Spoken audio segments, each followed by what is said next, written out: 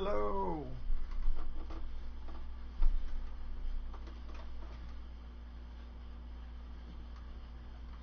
Welcome to Burpborne.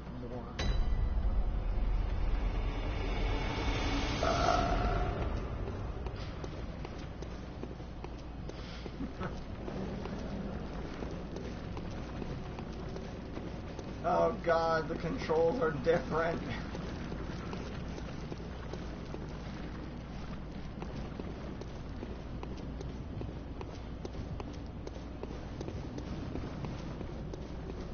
I lowered the quality somewhat because I didn't want there to be any lag. Whoa! And by lag, I mean, it not working. Not necessarily a delay between you and me. But yeah, this is really awkward because I'm both used to God of War's controls, and now I'm also used to Neo's controls, and all three of these games play way differently. So it's pretty awkward. We just got a cool helmet. Where'd it go? I mean, I think it looks cool. Maybe it looks kind of derpy. I don't know.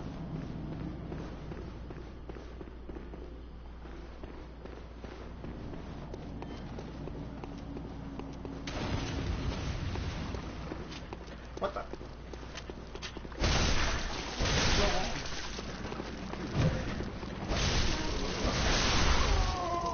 Oh right, the guys here respawn. I forgot about that. This place has bell ringers, and when they ring the bells, it causes the enemies to revive. Also, there's a giant spider person.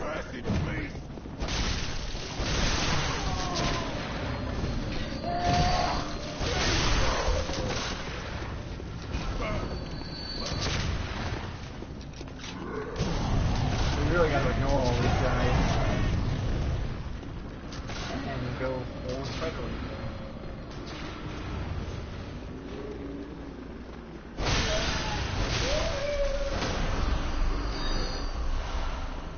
Now they won't revive.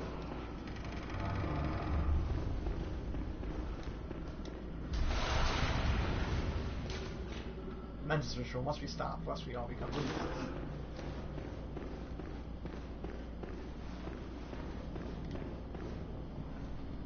I can move the microphone closer to me. Now. Hello!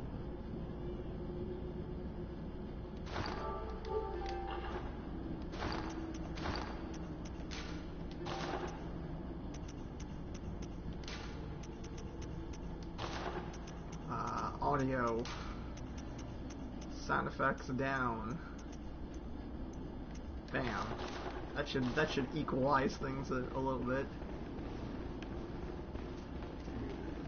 Snippity-dippity.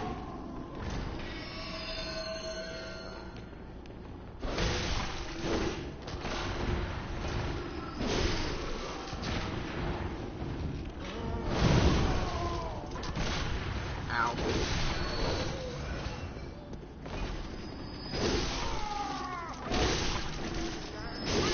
I do like how I'm just one-shotting all these guys. Whoa, don't get touched by that. That would be bad.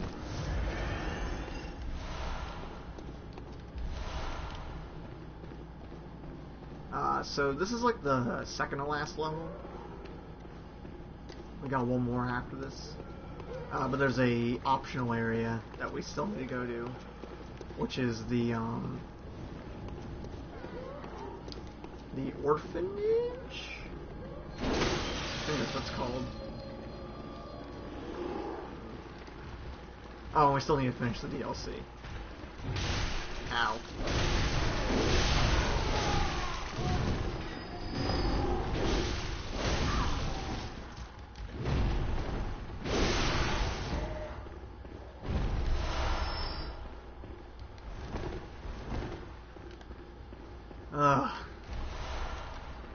Every game I've been playing is using the X button to dash, except this one, which uses the circle button to dash. How'd that door open?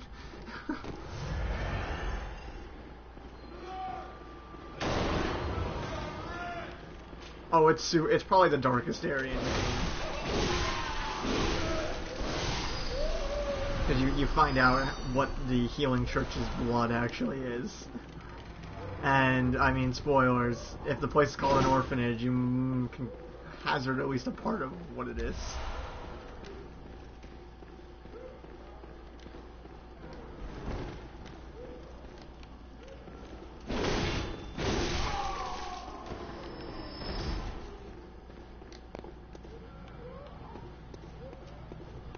Orphans are a part of it.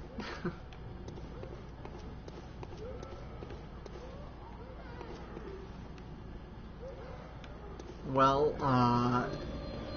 you gotta kind of put together a few pieces of information. So we know that people can turn into celestial emissaries, which are like kin of the old ones, right? Because we know that Yosefka's imposter did that to people. So they basically round up all these orphans, turn them into celestial emissaries,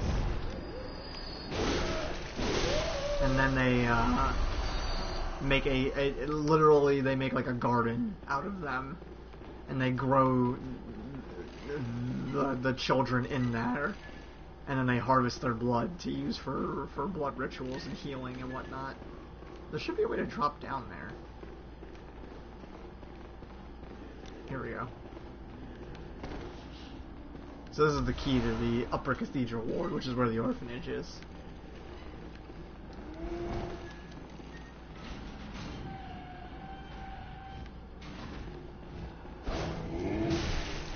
I just tried to block. I'm too used to Neo now.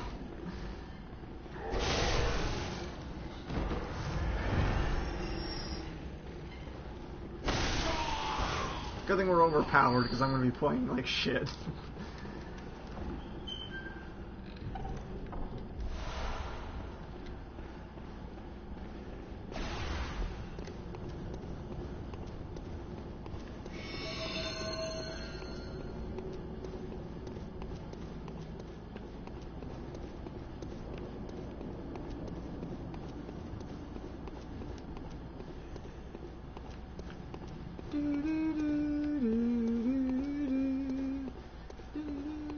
And also, the Upper Cathedral Ward leads us to the creature that they're using to turn people into celestial emissaries.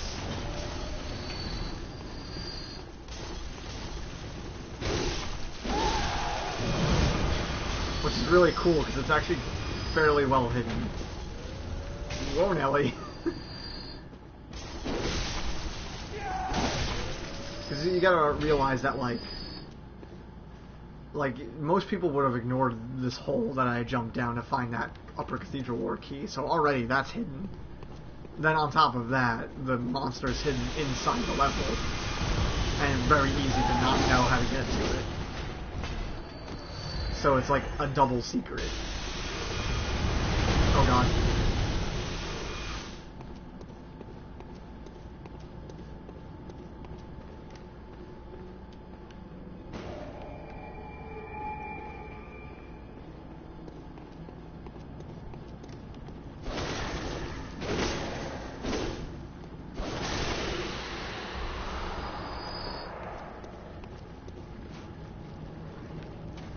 Oh god, I didn't realize its head follows me.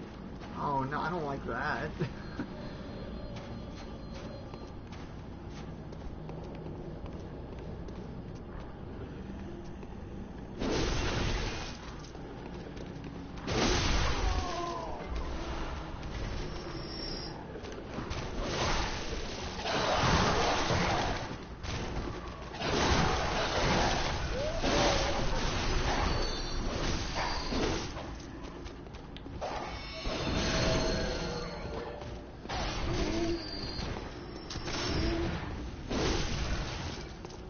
god, stop pressing X.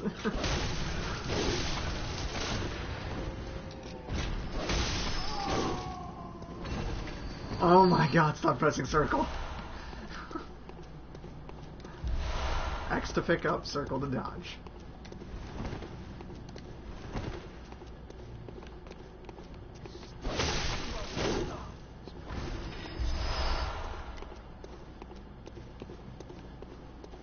Alright, now for the most bullshit room in this game. You might recall we were here a very long time ago. And there used to be a bell here, but it's been broken. And there was a statue of Amygdala.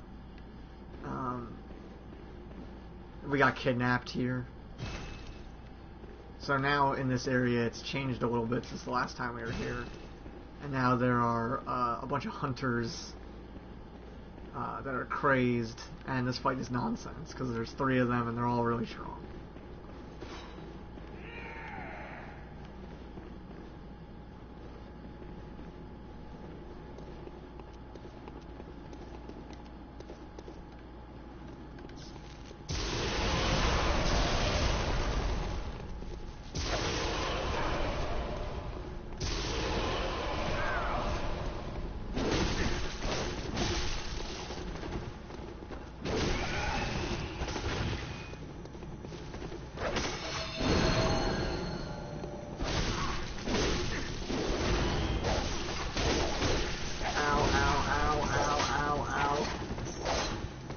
Sweet Jesus.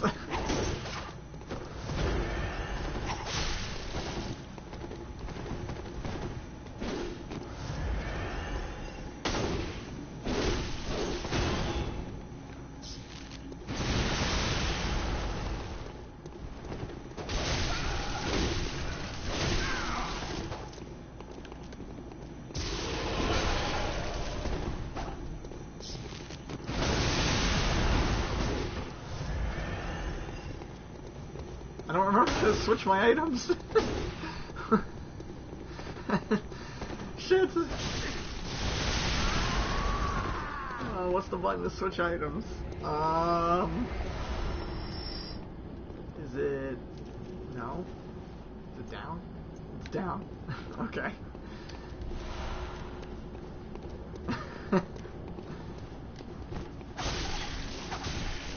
Oh, God.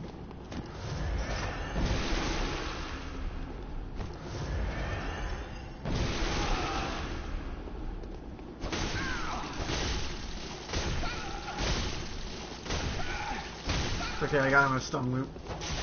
Ow.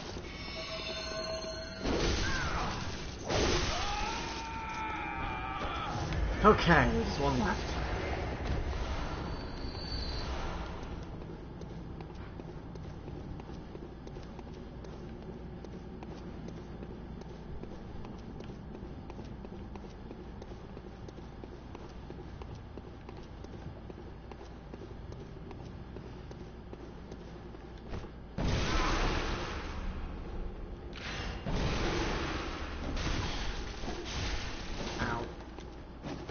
Better watch out, he's got a cannon.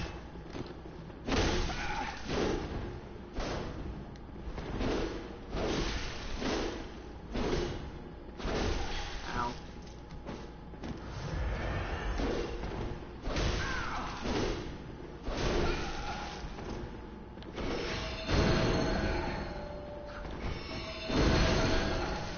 Sword beam.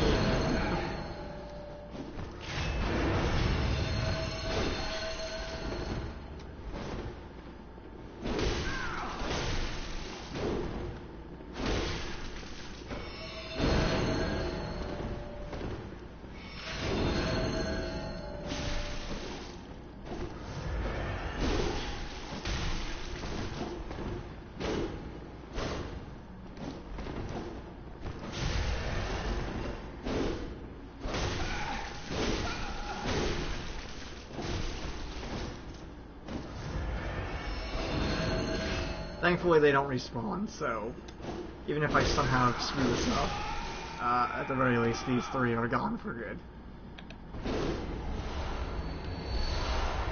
Nice! Quicksilver bullets. I like this place better when it had the creepy, ominous chanting, but by this point they're done doing that.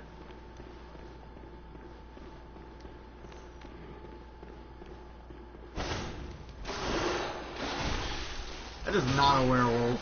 It's probably hard for you to see on your screen, but it's like just made of body parts. Its tail is a giant leg.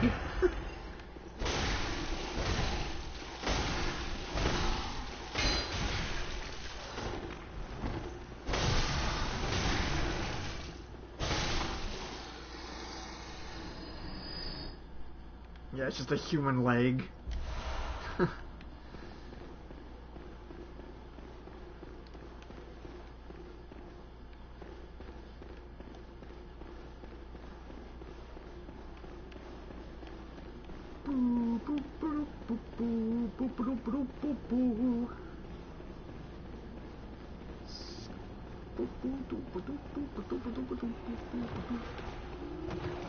Yeah, now we got these things crawling around.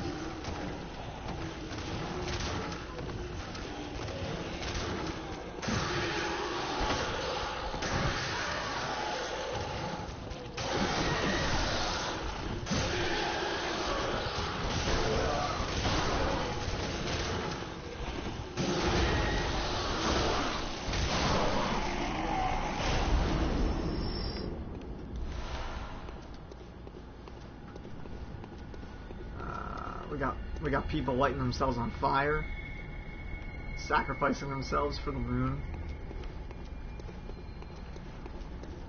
I believe we can activate a shortcut now.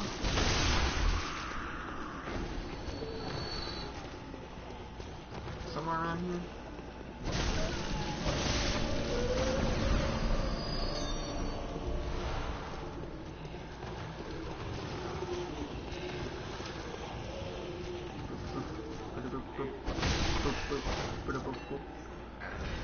Yep, shortcut. And go ahead and let that go up.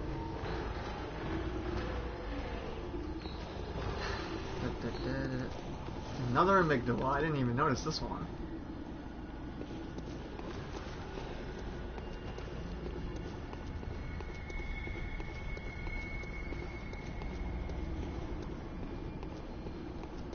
And spooky jump scare. Woo!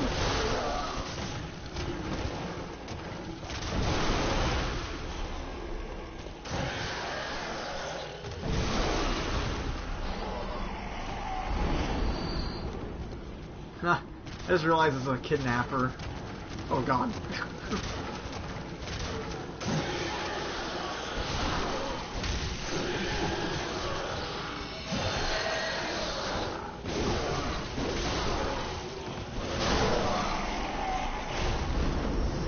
Looks like he got flattened. How'd that thing fit in here? Hacha.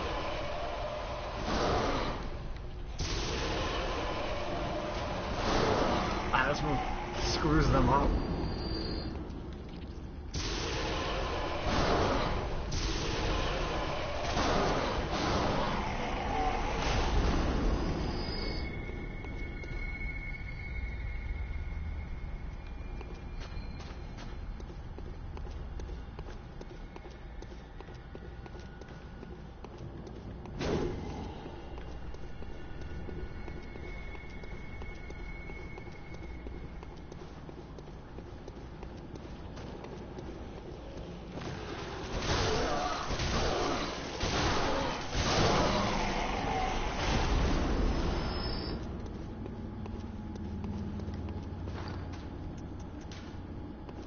We're definitely gonna be able to get our weapon of +9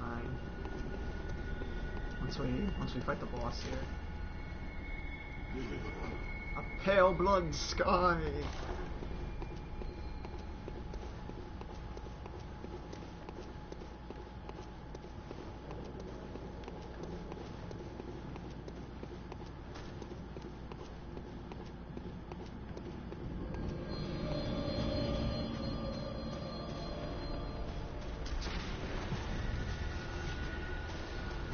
So this was the place I was telling you about, where it's like all these people are like clinging to the walls and they've been petrified, and they've actually gotten like half fused to the walls somehow, which to me thinks there was some sort of ritual that literally like sucked all the blood out of them.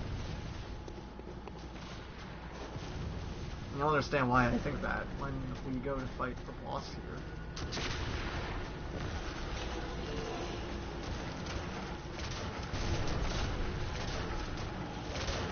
I don't know. I imagine it had something to do with that ritual chanting we heard the first time we were here, and we weren't able to come into this area because the ritual was happening in here. So, tell me about your creepy pasta. What happened in it that unnerved you? I wish you don't want to.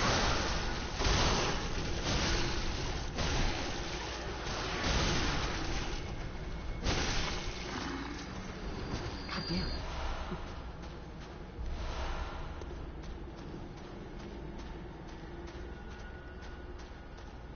I should have belt person somewhere.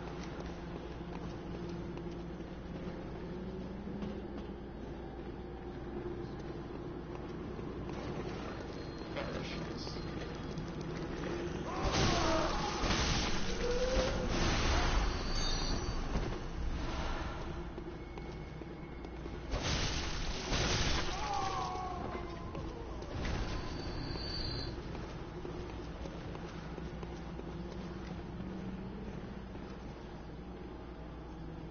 No, I'm fused to the archway.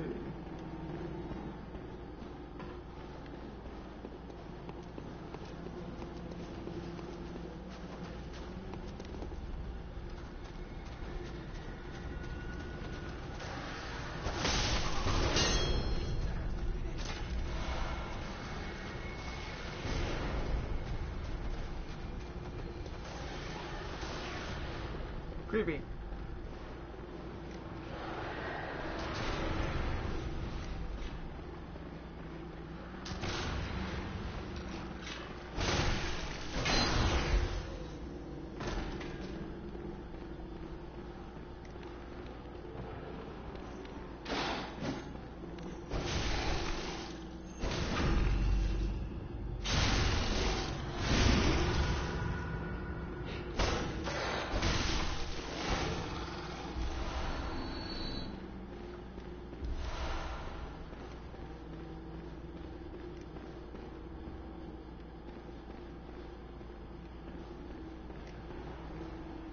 Look at this hallway.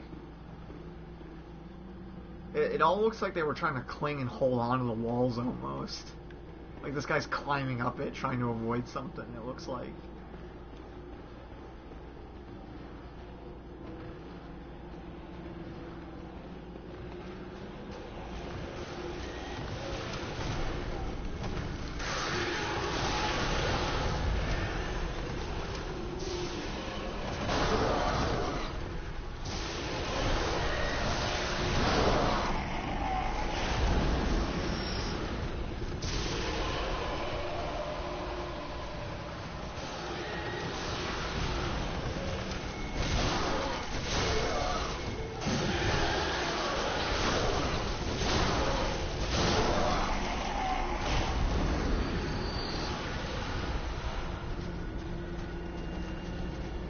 We don't have a ton of blood vials, so not sure how well we're going to do against this boss, but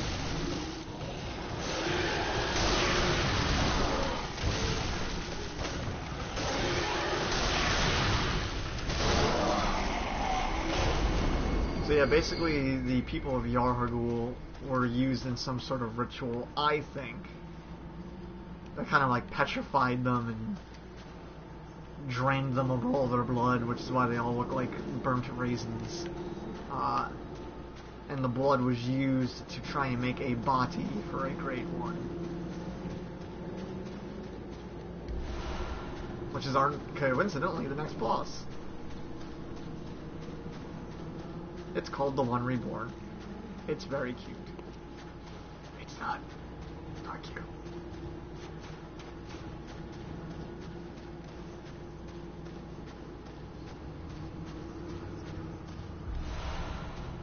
I don't know. Probably not.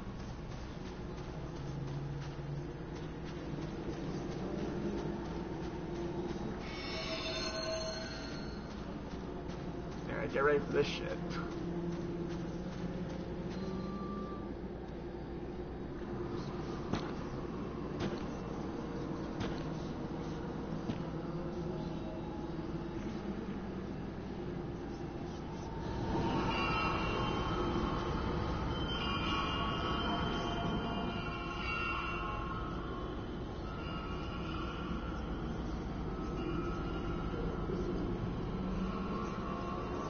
I'm sure this is fine. This is fine. Nope. Nope, we're good.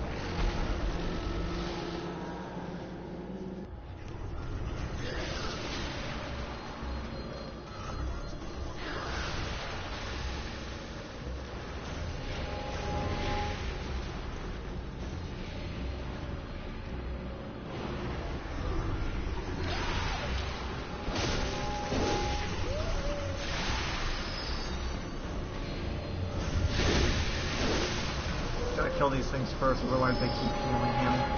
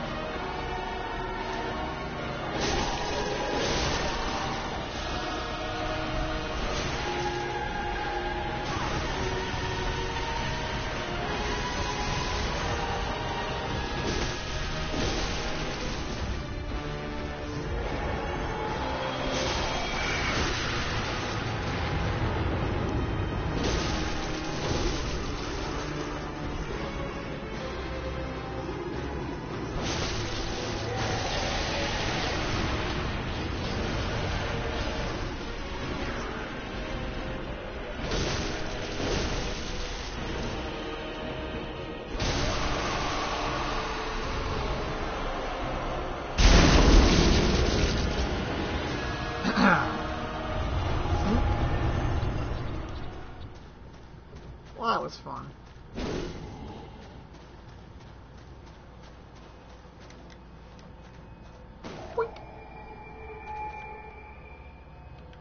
And now in here is the School of Mensis.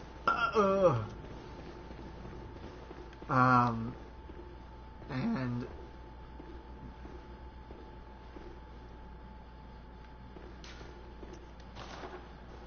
as we can see, they are all long since mummified.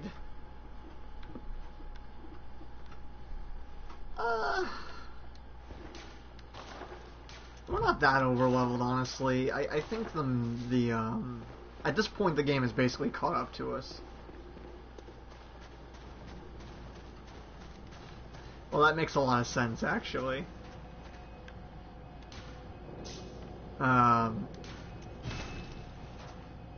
But anyway, they are sustaining themselves because they've basically entered a layer of dream. And in that dream is where they are holding the son of Udin, Murgo, and trying to use him to beckon the moon. Very well, then. And spoiler alert, it's kind of a bad idea. Very well. Yeah, at this point I would say the game's difficulty has caught up to our level. Welcome. Very well, then. So we're going to... Oops, didn't mean to do that. Oh, that was weird. I think I just glitched the game there. I managed to... No, never mind. I'm an idiot.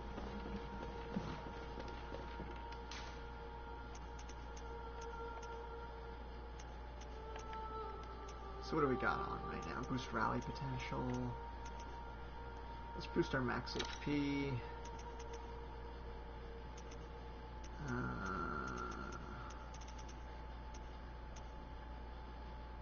Visceral attacks restore HP. That could be good.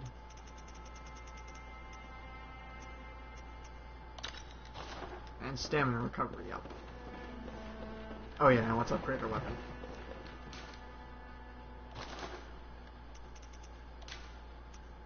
Bam!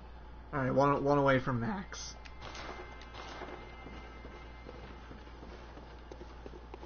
And let's spend the rest of our bloody echoes on Quicksilver Bolts. Nope. Okay, so we can either continue with the DLC, go to the last area of the game, or go to the orphanage optional area. I think we should go to the orphanage first.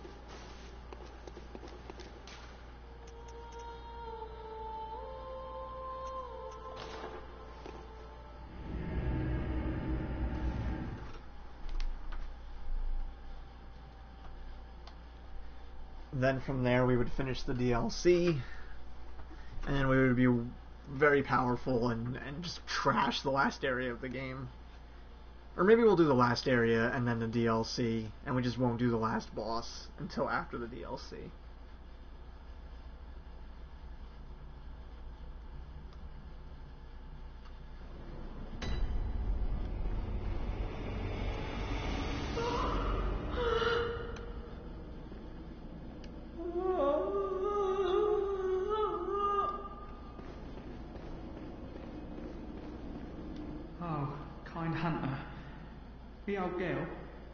The old girl you sent over, she's dead. Killed, stone dead. Why? Must have been a beast, right? Or do you think someone out there could have... I just don't... Oh... Well... I do know. It's my fault. All mine.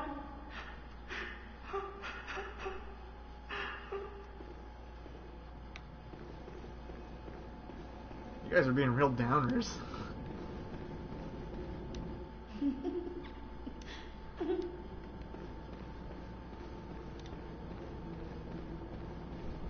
Anyway, here's Grandma's corpse.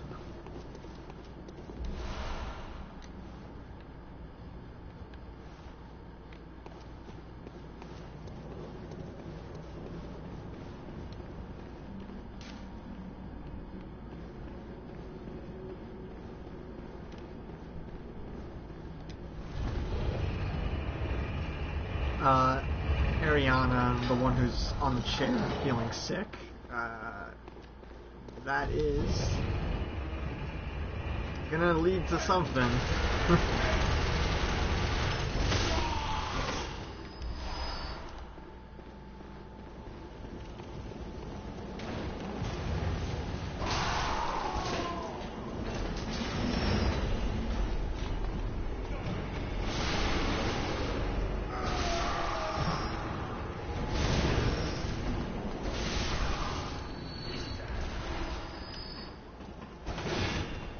Yeah.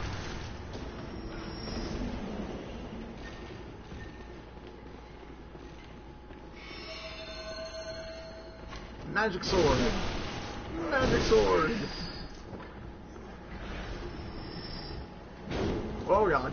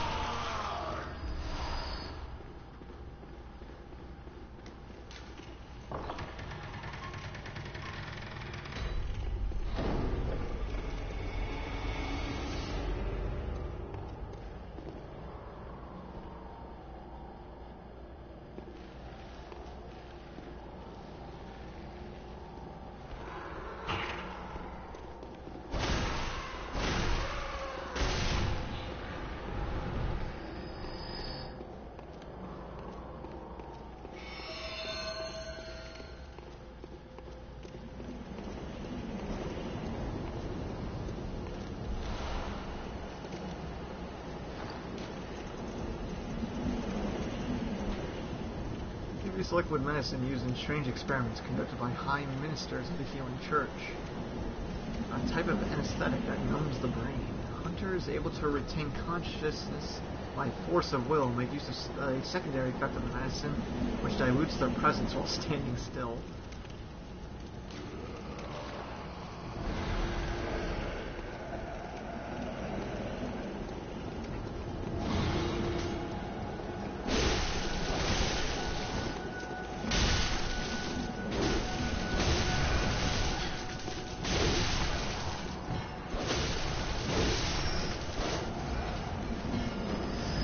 This area does have music too, which makes it only one of like 3 areas in the game that has music, and it's really creepy.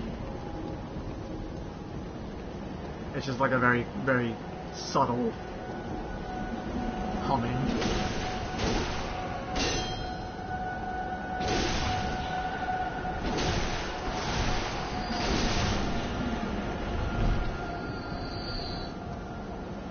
Also, those may be children.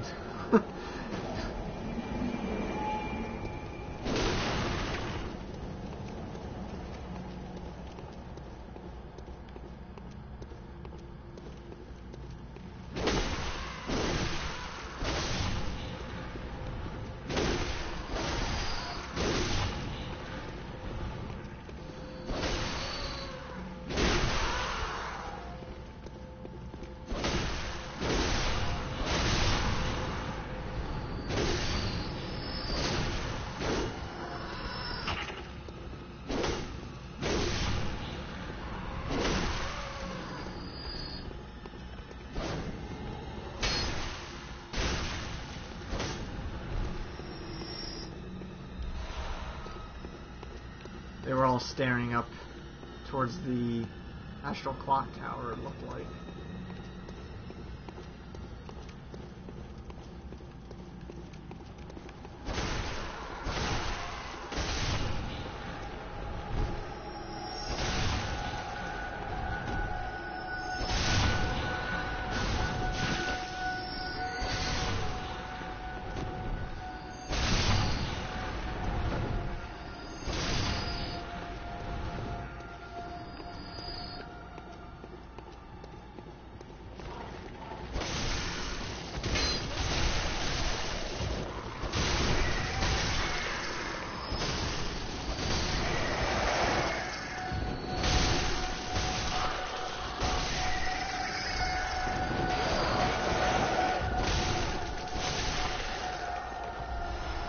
This game definitely goes way harder on the horror than the regular Souls games,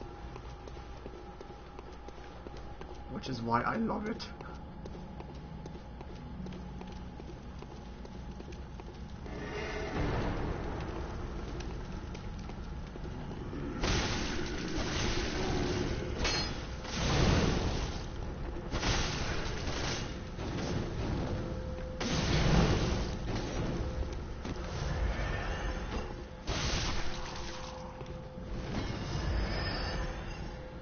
Oops.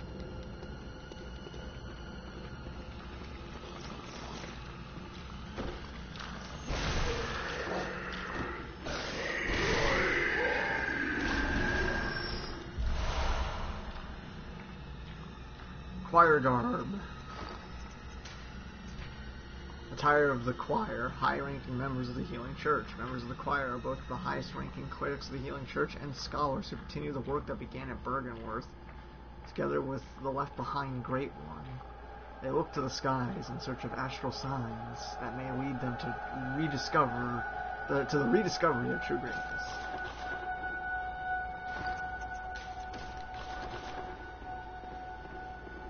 Their costume is pretty cool looking, though. The helmet for it is cool. I actually tend to wear the helmet with the knight's garb.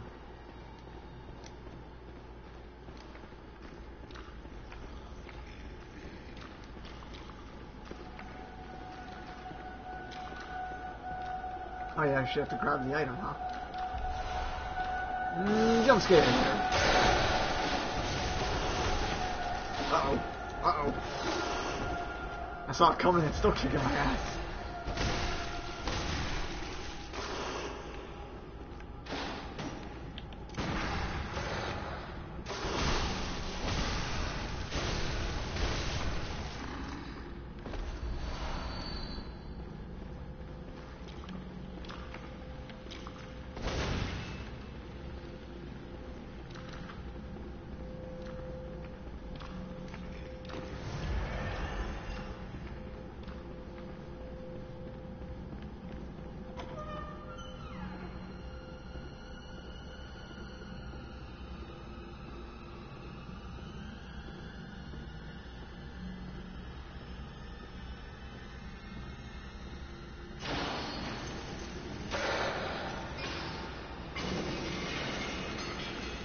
Aw, hell.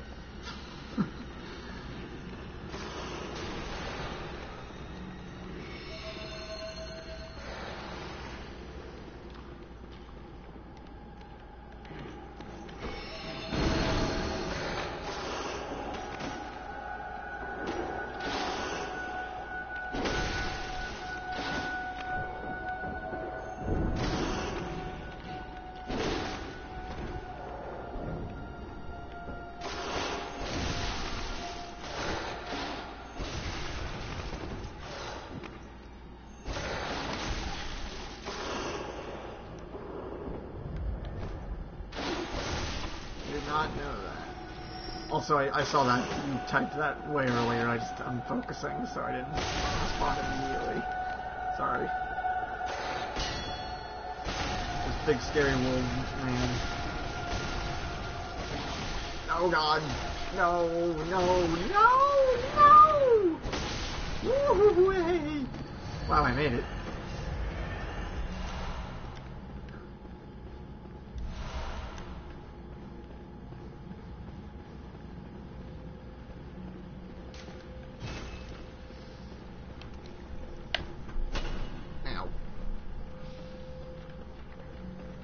Man, I love that chandelier moment, though. You're like, ooh, it's nice and bright in here, and then you see it start to sway as all these werewolves jump on top of it.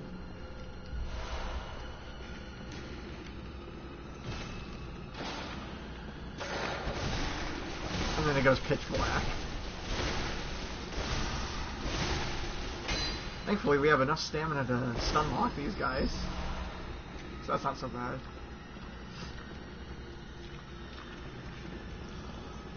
Oh god. I hate the brain suckers. Uh-oh.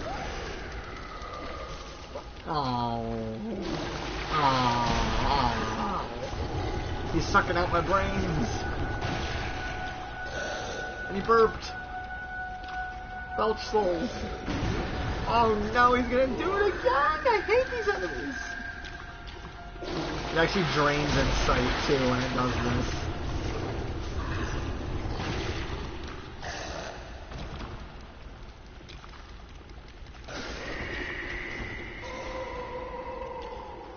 Retreat.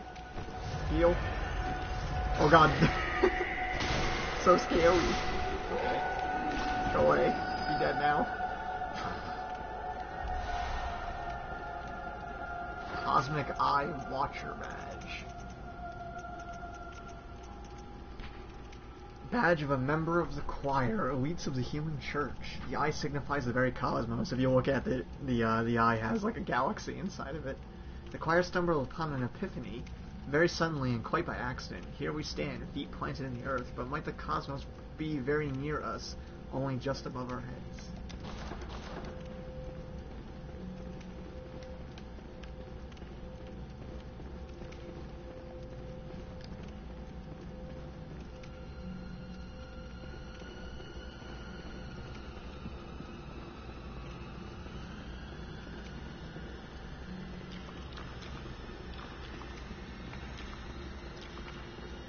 Just hearing slurping sounds around the corner is never a thing you want to hear.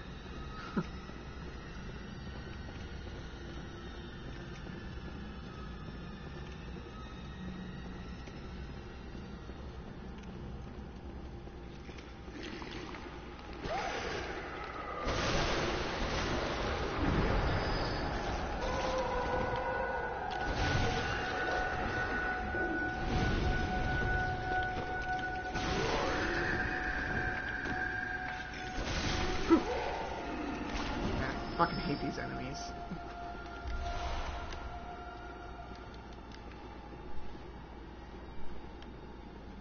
That statue's unnaturally long.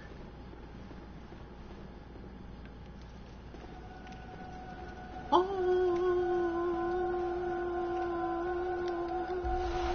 blue elixir, blindfold cap. That's the hat, by the way. Ah, shit balls.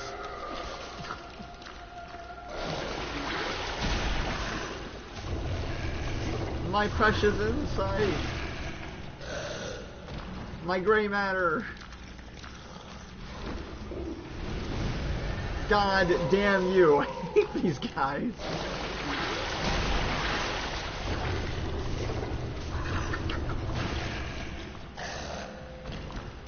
Oh god, there's not much left to take. Son of a bitch. Ugh.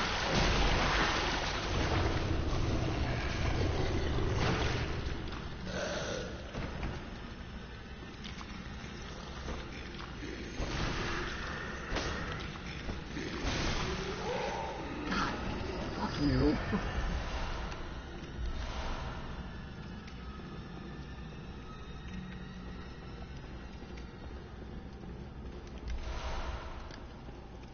Pearl slugs.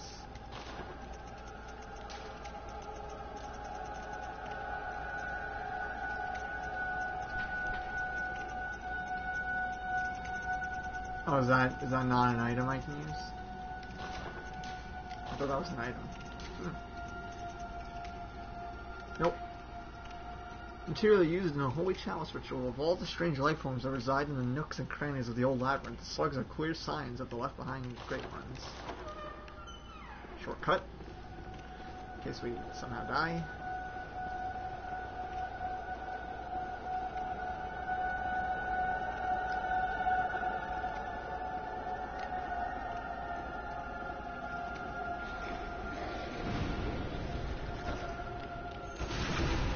You piece of garbage!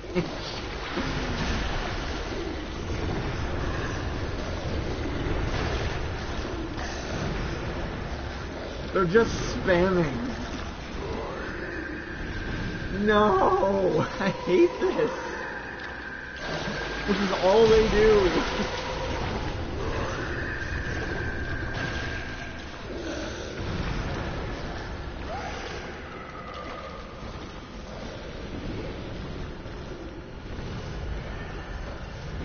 I've lost like 30 insight since we've gotten in here.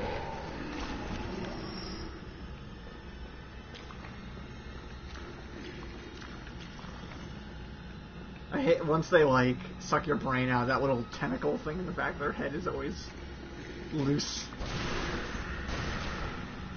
God, just die.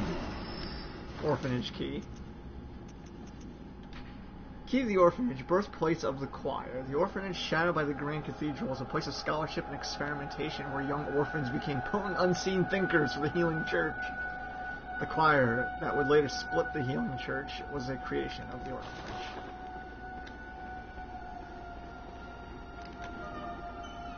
Yeah, we'll see what that higher thinking looks like in a moment.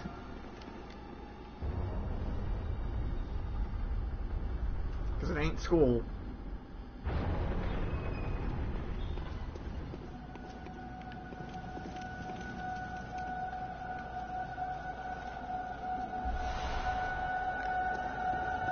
I just got the make contact gesture.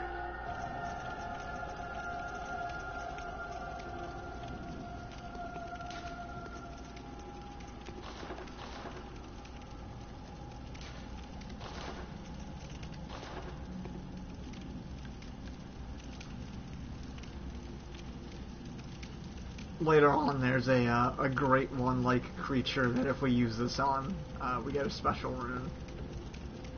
As we... Oh! Am I glitched? That was weird. I was not able to move there for a second.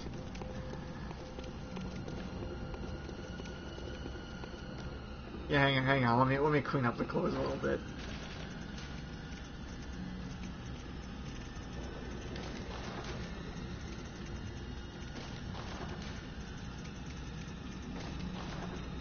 And let's put on the blindfold cap. The eye covering indicates their debt to the teachings of Master Willem, even though their paths diverge. I think it's a cool hat. And I think it looks pretty good with the armor, so...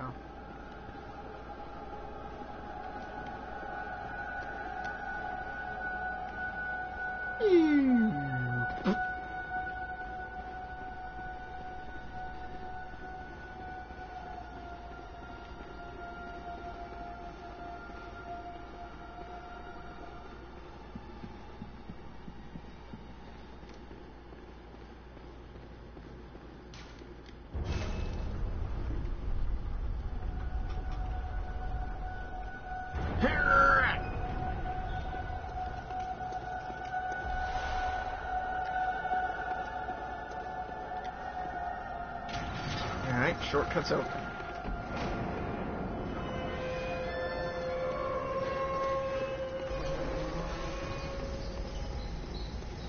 So now for the actual thing. You know what's crazy? We recently found like the people who data mine Dark Souls and whatnot. They found this level of Bloodborne in Dark Souls 1. So they were already working on this game back when that game came out.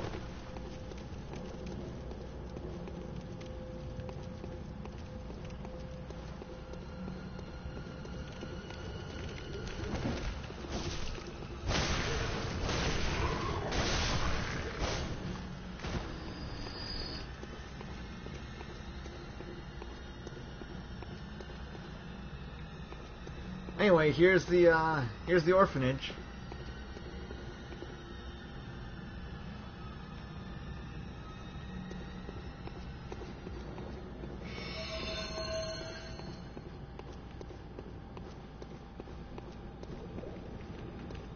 So they literally like transformed these people, these kids, into these things and planted them in the ground so that they could grow more. and then collect their blood.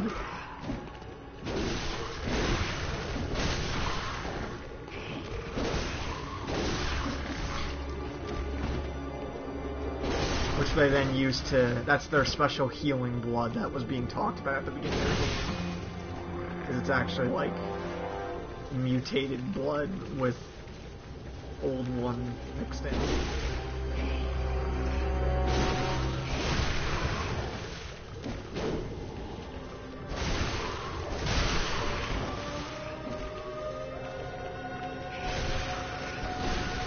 I gotta find the quote-unquote real one. I'm not sure which one that is, though. It's gonna be one of these guys.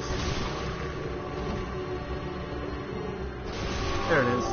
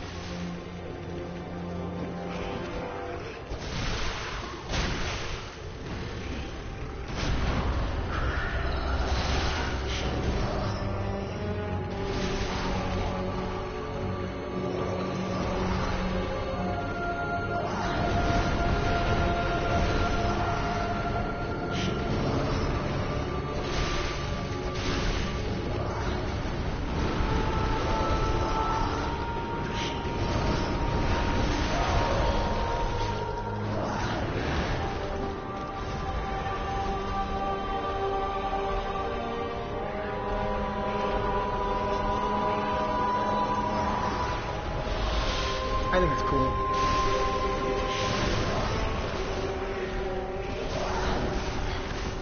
Ow. Juggling me. I like the sound they make when they have the tentacles out. It's like still really weird sound.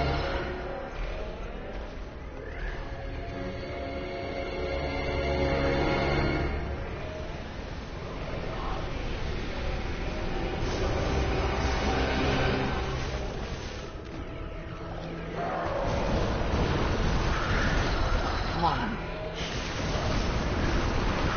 Ugh. Can't get a good hit on them.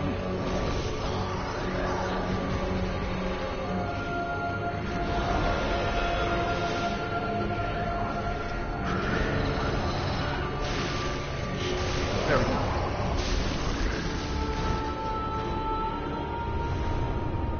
Communion.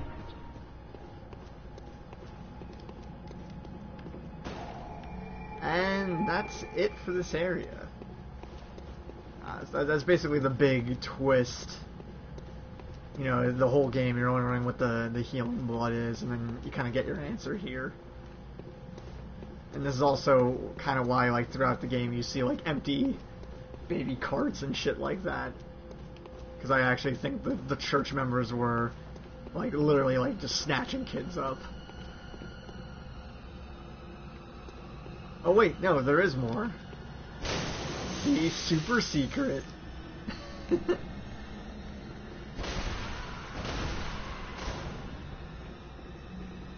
So like I said, you would have had to find that key, then you would get all the way here and be like, alright, I guess that's it, and then this is the only window in the entire game you can smash open.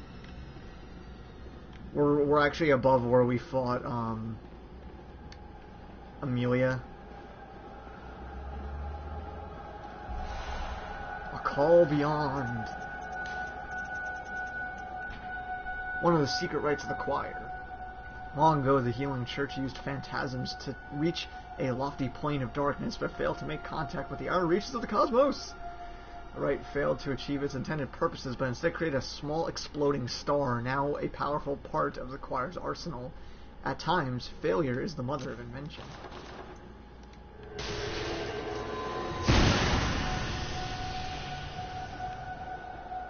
It's a pretty cool ability. Anyway, we're totally gonna lose because I have no blood vials left.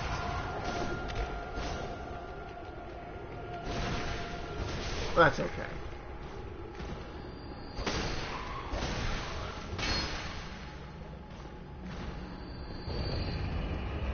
So down here is the Left Behind Great One, whose blood I guess they used to make the Celestial Emissaries.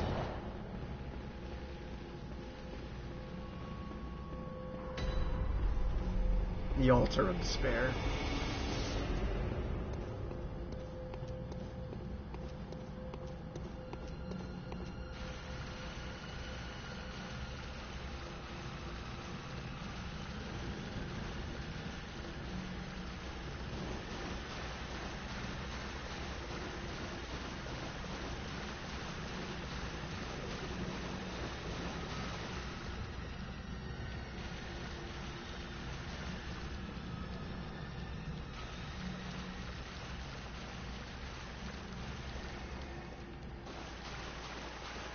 What's interesting is that it seems to be like kneeling in front of a corpse of Rom.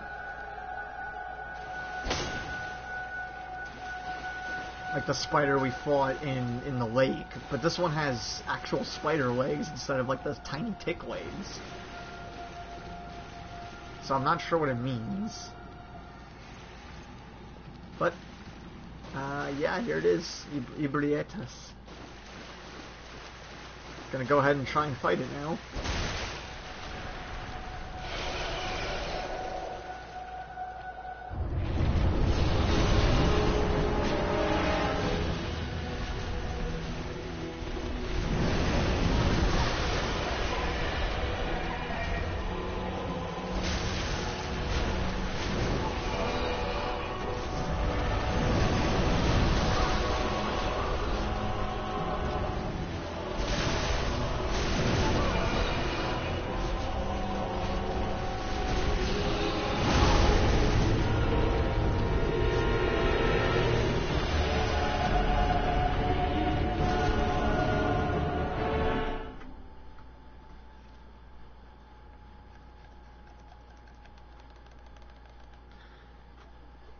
That went about as well as I was expecting it to.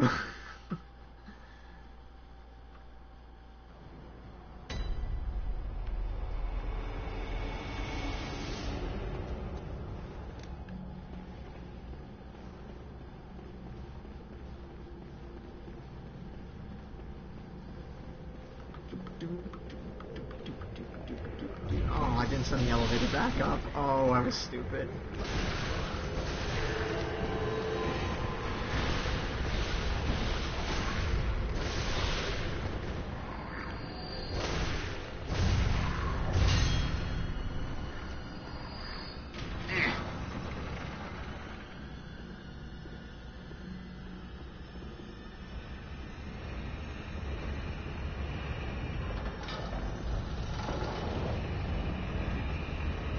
This is basically the lowest part of the Grand Cathedral.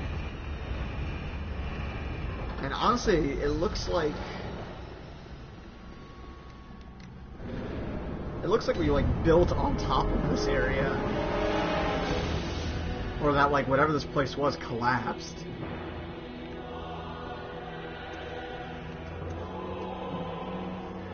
Also the music for this is really cool.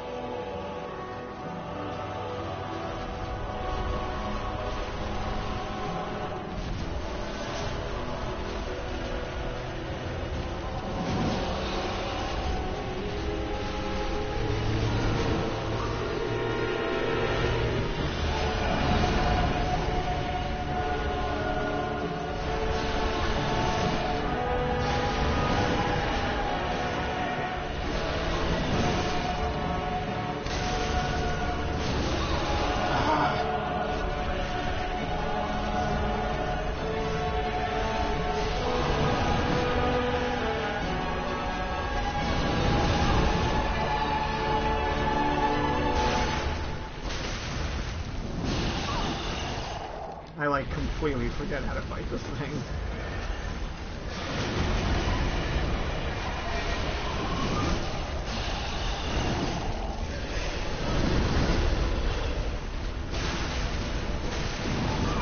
I remember you kind of want to bait out a head slam, but like I don't remember how to do that.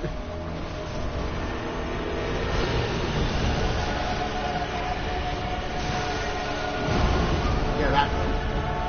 Ah, damn it. Do it again.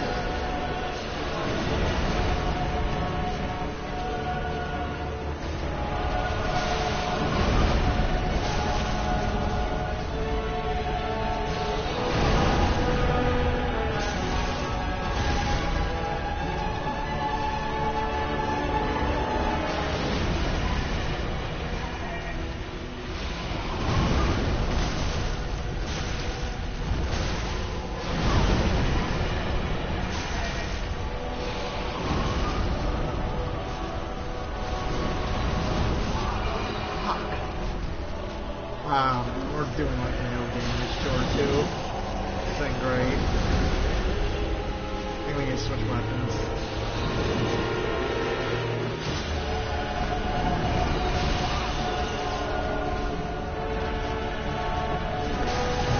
Oh yeah, that's much better.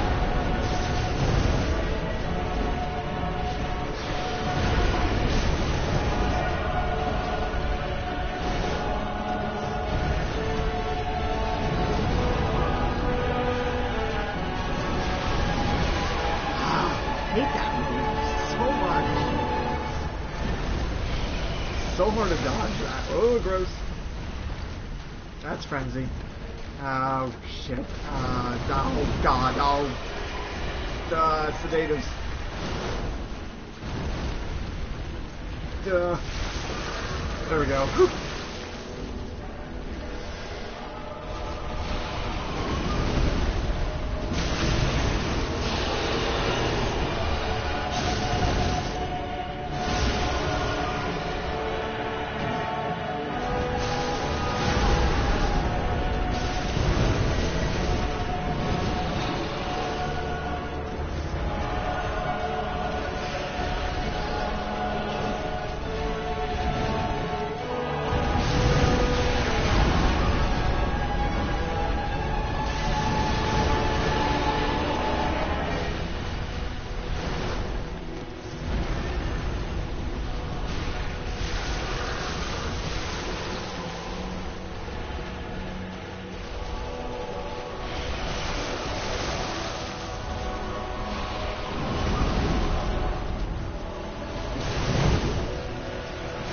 Stuck. And we're at the halfway point now.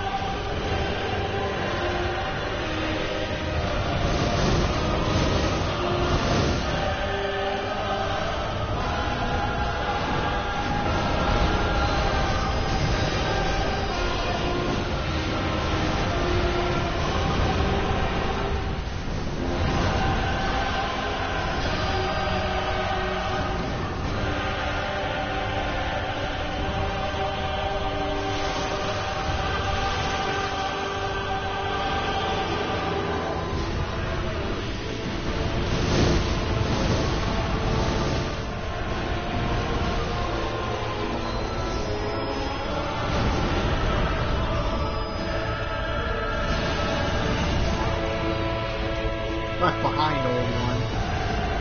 It was one that didn't ascend into a formless thing.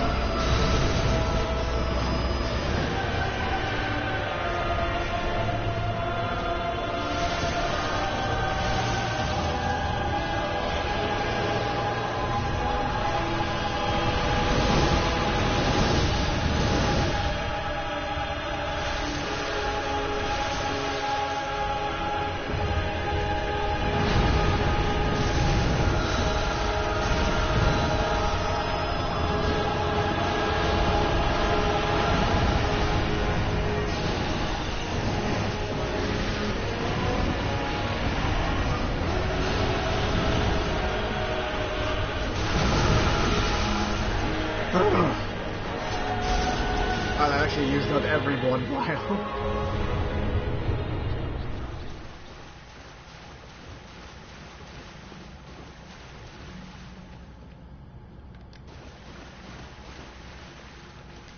So for some reason, if we use this, we can revive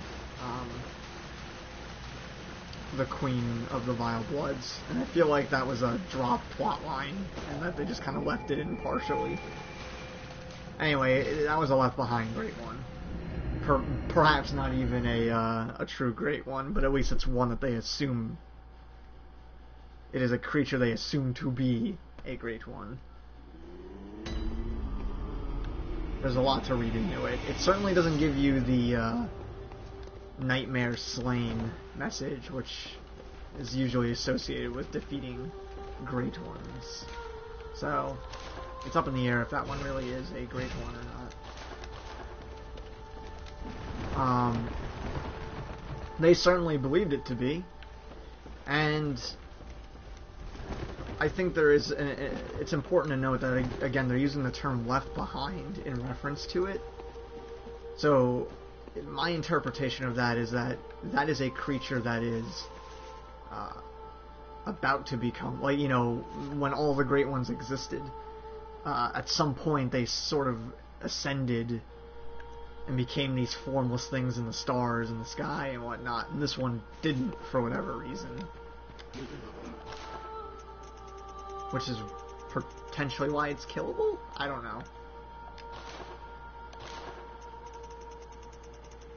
Things get weird when you killed all the Great Ones.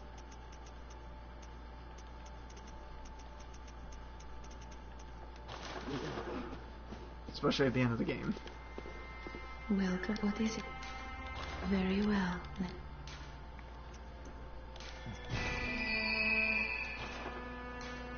Good hunter, your presence somehow soothes. I sense the ancient echoes. They course your veins. Farewell, good hunter.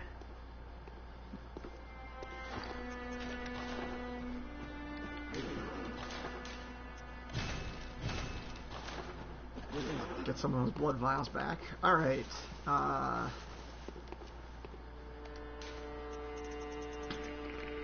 let's do the DLC. Or continue doing it, I guess.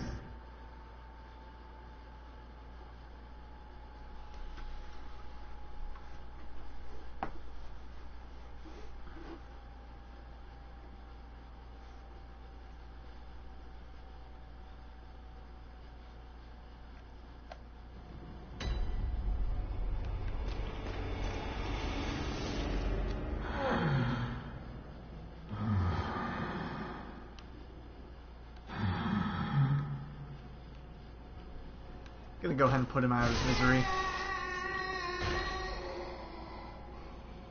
Probably better that he not exist as a bodiless head.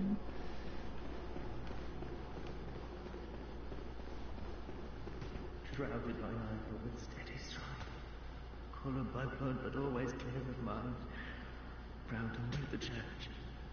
Beasts are a curse, and curse is a shackle. Only ye, the true blades of the church.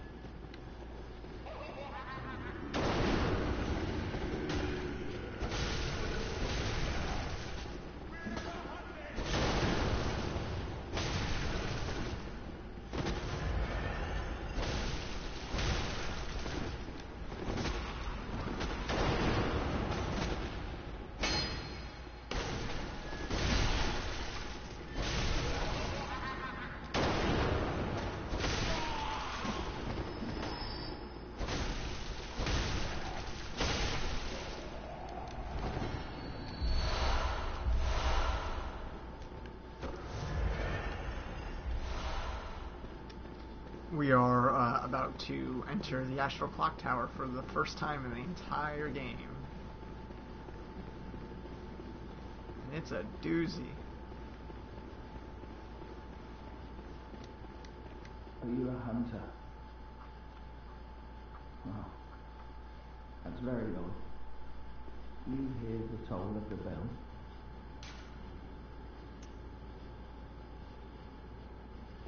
Very well. The beast you seek will not be found here. Go back to your hunt, and if you have the chance, put this night behind you. Places better left untouched. Secrets better left alone. Your thoughts brazenly run.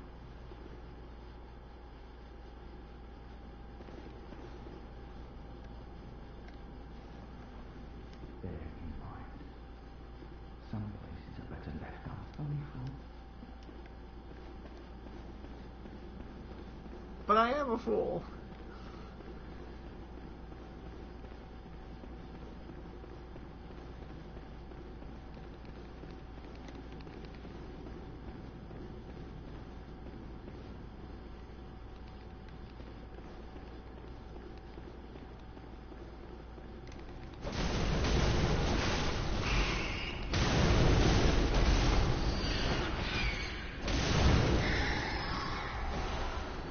Fire's definitely the way to go here.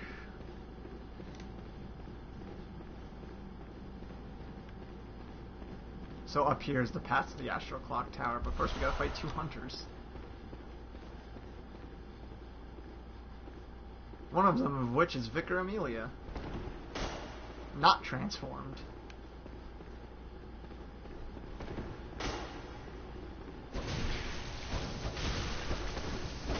She's not a horrible blood wolf anymore. It seems like when she died, her soul got sent here like all the other hunters who go blood drunk.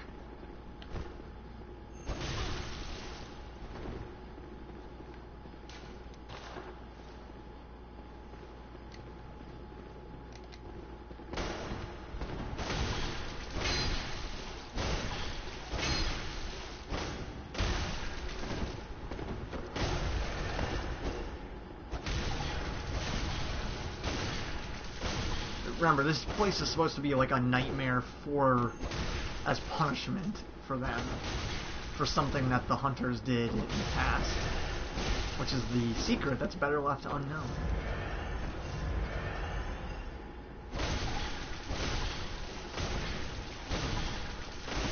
So whatever the hunters did, the old hunters did, all hunters are punished when they become too blood drunk. They are sent here. Or at least their consciousness is sent here, and they're kind of doomed to wander this place forever.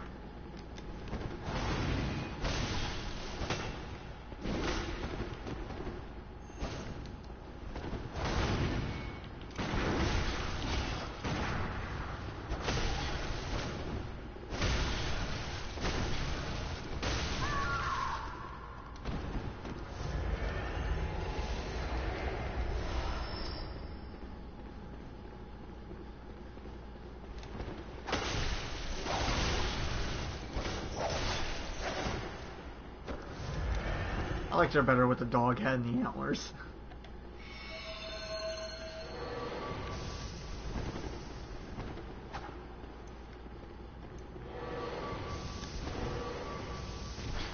Ow.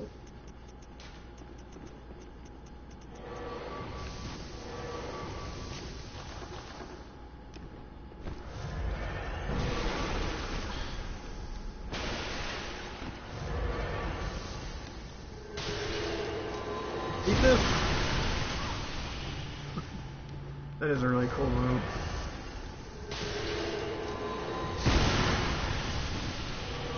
It costs an ass load of Quicksilver bullets, though.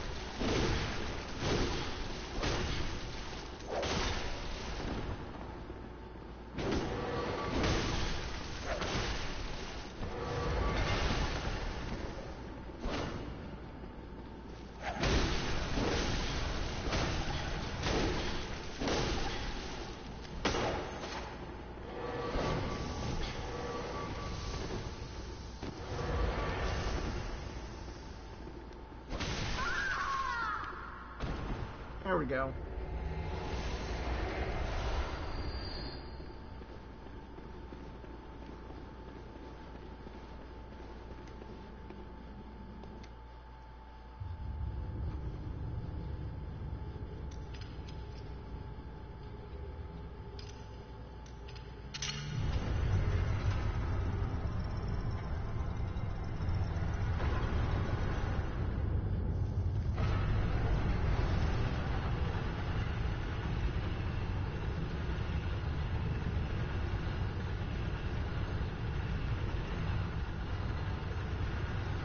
The bell, the book, and the blindfold.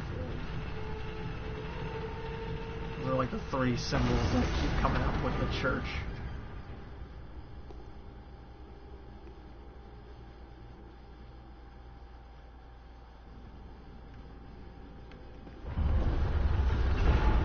Oops. Shit.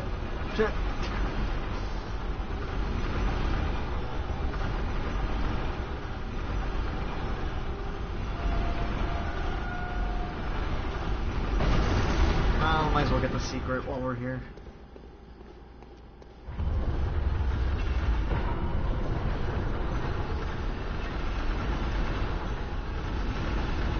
Secret.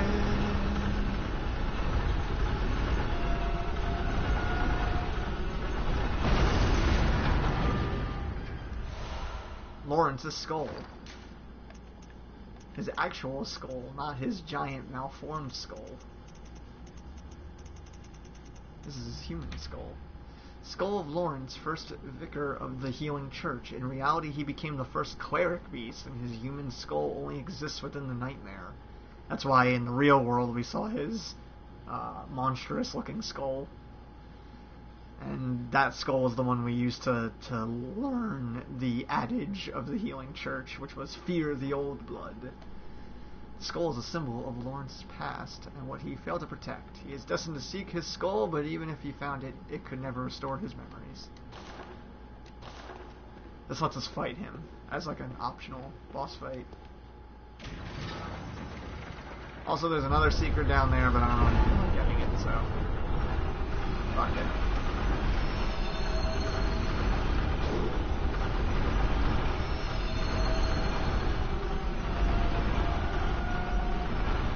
Hey, Rob.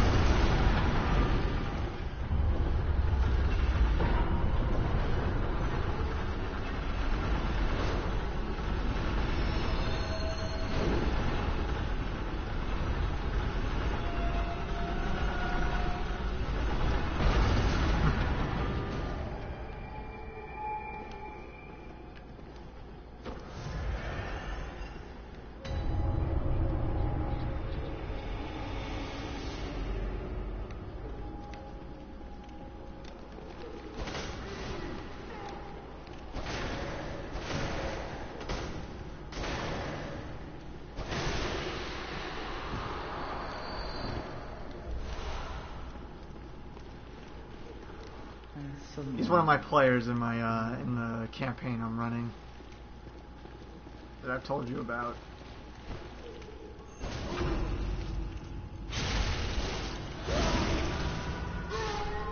But he's also just a friend under normal circumstances. Right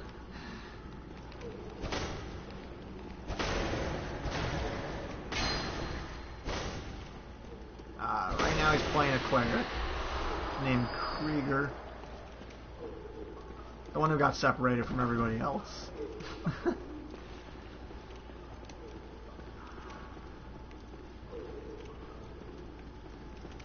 Oh yeah, and he plays Italian.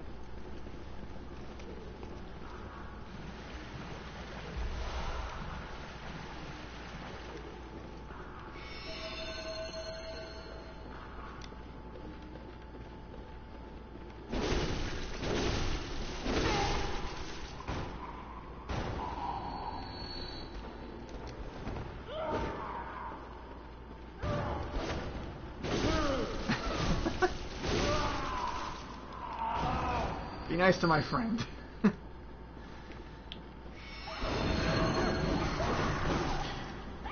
Whoa, Nelly.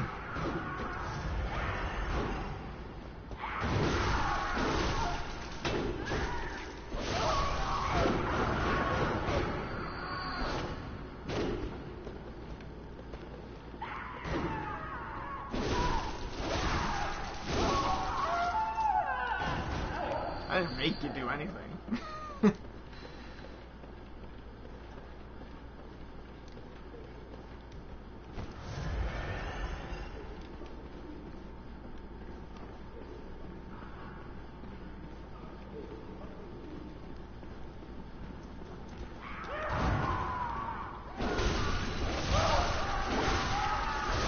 Tell him nothing.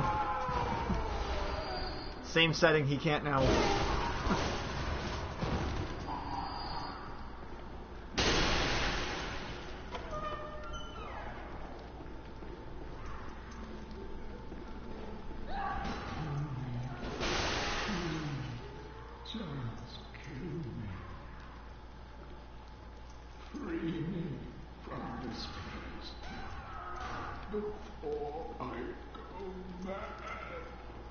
Okay.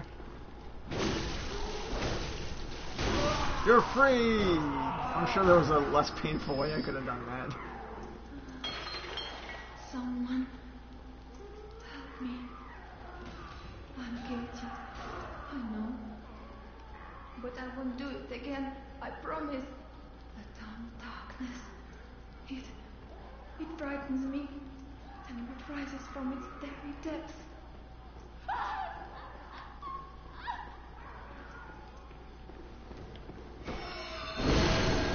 Freedom for everybody!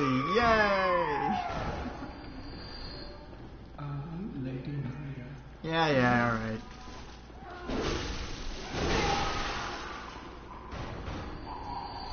alright. Yeah, she was the sorcerer.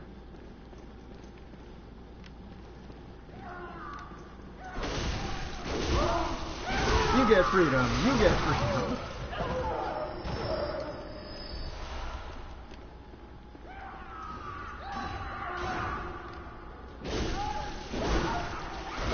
Freedom for everybody!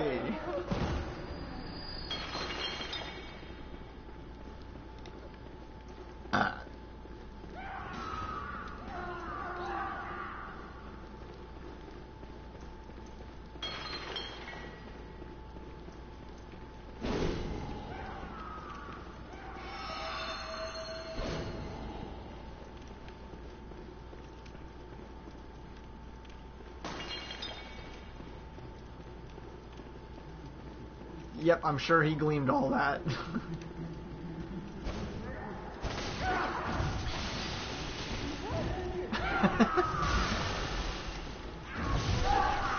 Too much freedom.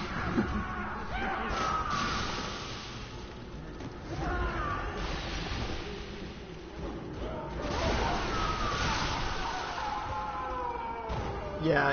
In game, you guys have heard of her sorcerer and oh sweet Jesus. And you've heard of another character from that campaign, the fighter. That's the original warrior that the Contest of Claws is based around.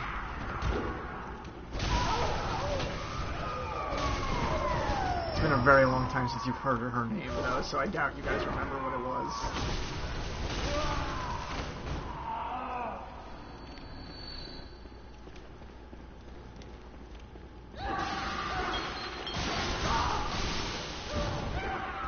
I hate this place.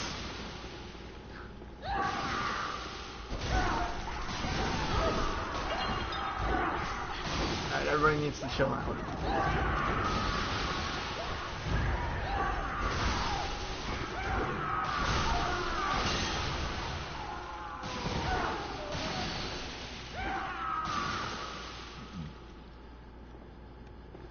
Infinity!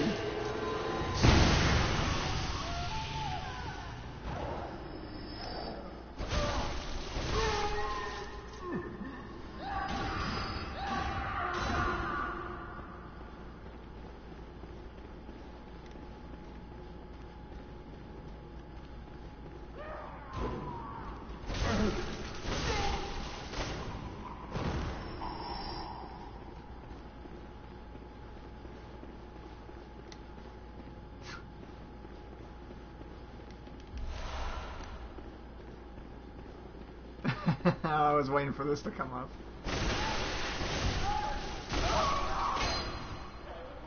No, you got it right the first time.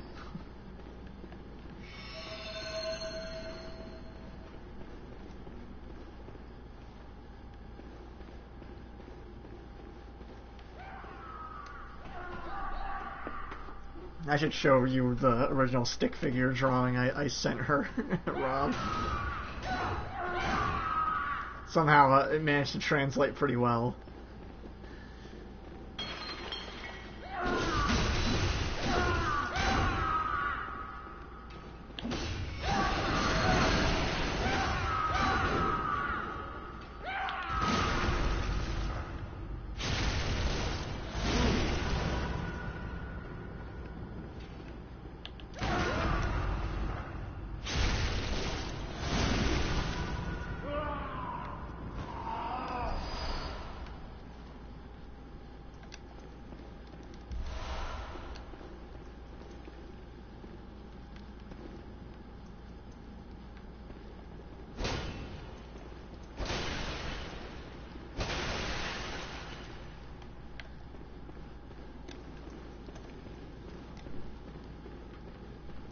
Probably the most ridiculous villain I've had in any of these campaigns was Leonte. And now they've got her trapped inside of a chest, trapped inside of a lead bubble, which is coated in silver and then inscribed with as many runes as they could to keep her in that box. They were like, we are taking no fucking chances with that shit.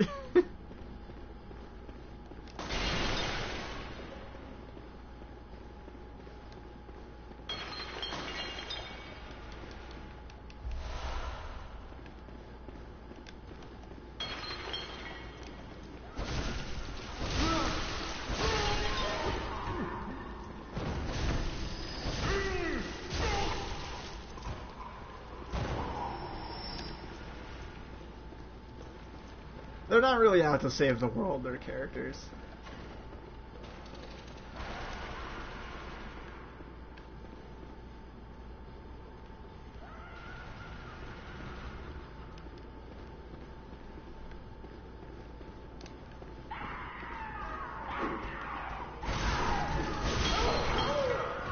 Yeah, that was our other player. That was the Hexblade, whose flaw was that he, how's it phrased? He always wants to help a pretty face or something like that, or he always trusts one. So, of course, the hag looked all nice and young and sexy, and that was a bad time for him. And for everybody. Italian lost a horn.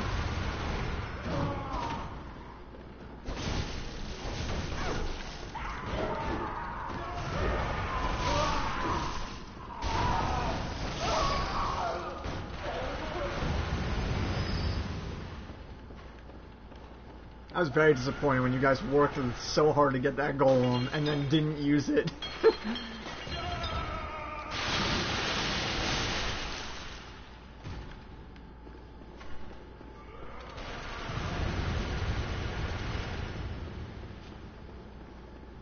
Yeah, but now he's got that cool emerald one.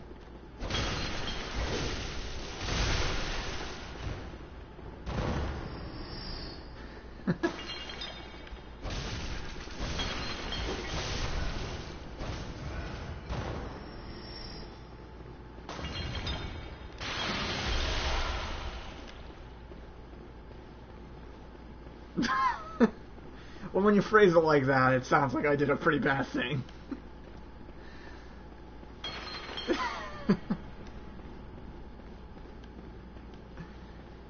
They're shooting. They were shooting at me.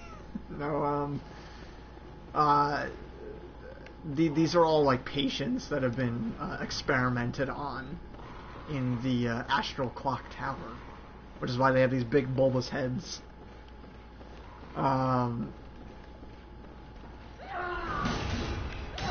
And they've clearly gone mad. So bam!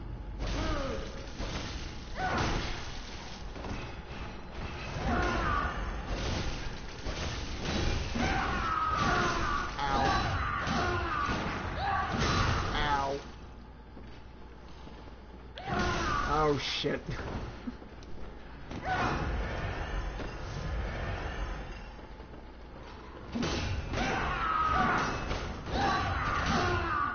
Please fall off the cliff. I would really appreciate that. Oh, I am out of resources here. Alright. Master Sword time.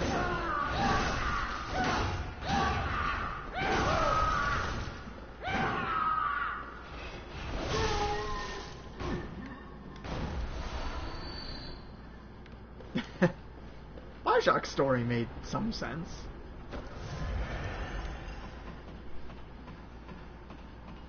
There is no time travel in this game. There are dream worlds, which certainly makes it all confusing. Dark Souls is obsessed with time travel. Which is funny because it never really talks about that, like, in-game. You have to read into it to realize that time travel nonsense is happening throughout Dark Souls. Ah!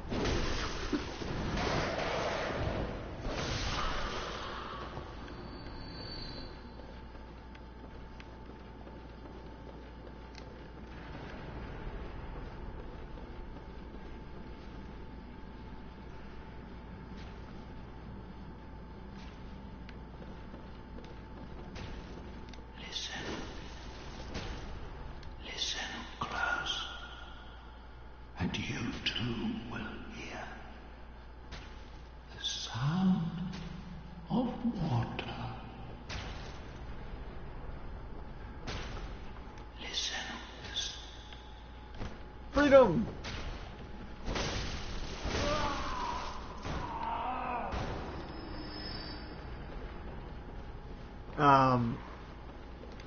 Oh, Bioshock Infinite.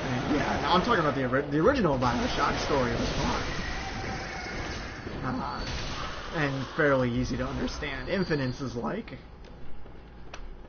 It's entertaining, but I don't really like a lot of it.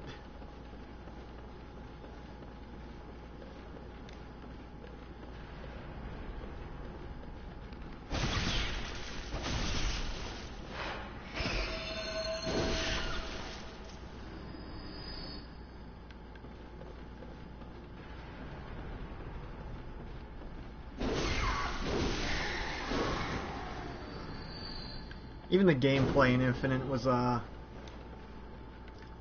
too simplified, I feel like. I did have a lot of fun playing it, though.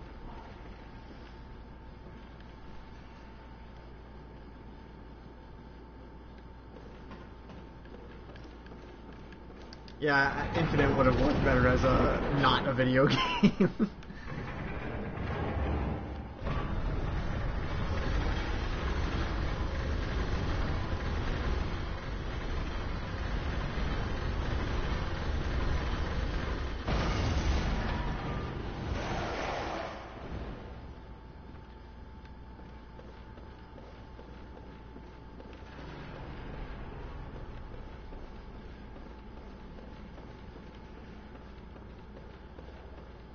Splish, splash.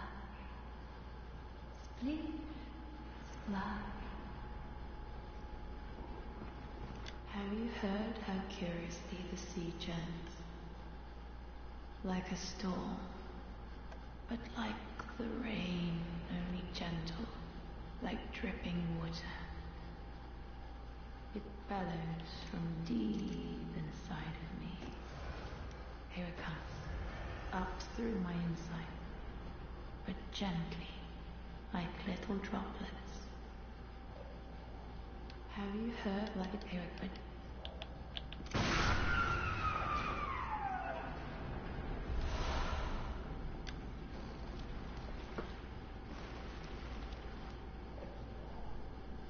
have you heard like it here, but Yeah, they can die.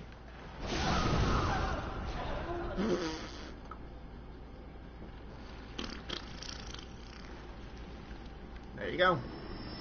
Somebody just fell, though, because I just got a bunch of blood echoes.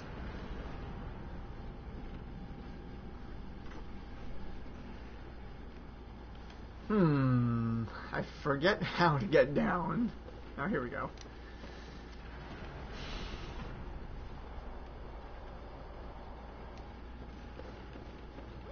Ah!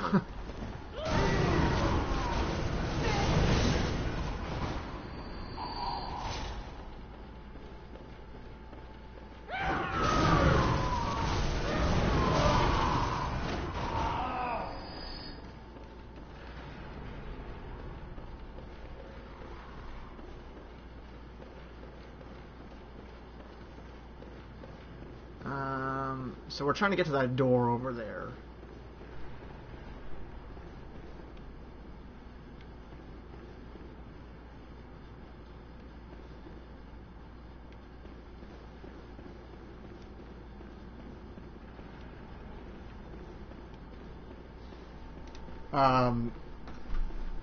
Yes, the dream worlds of Bloodborne are very confusing.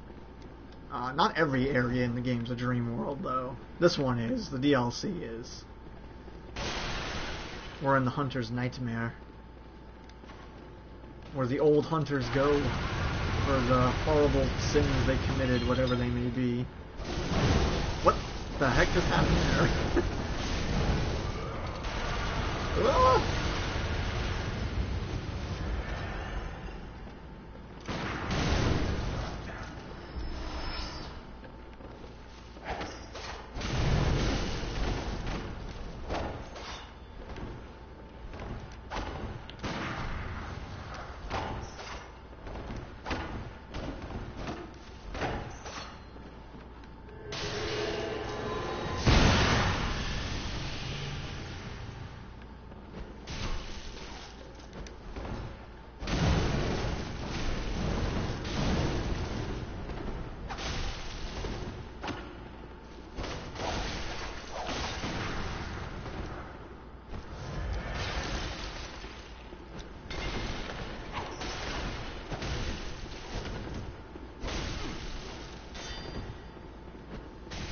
Son of a...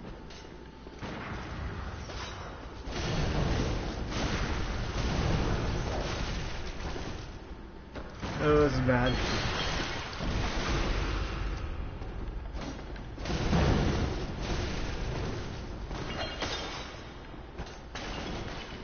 I am out of blood vials and gun.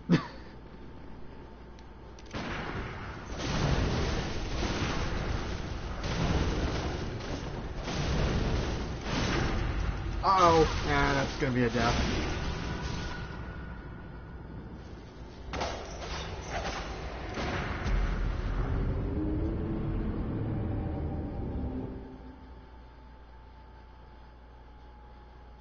Now, Italian came back, though. Yeah, he was one of the reasons they were able to seal away Leonte.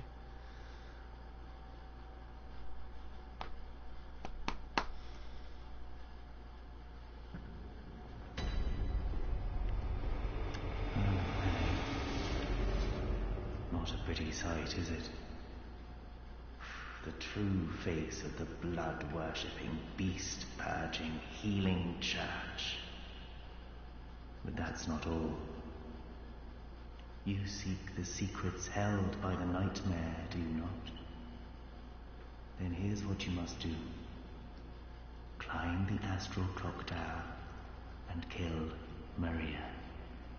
She hides the real secret. Go on.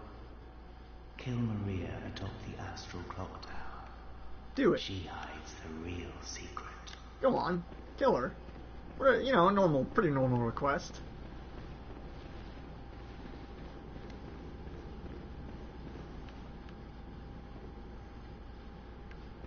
Is that you, Lady Maria? No. You're someone else. Hello. Please, could you do something for me? I need brain fluid. Murky, mushy brain fluid. Oh, thank you. You're terribly kind.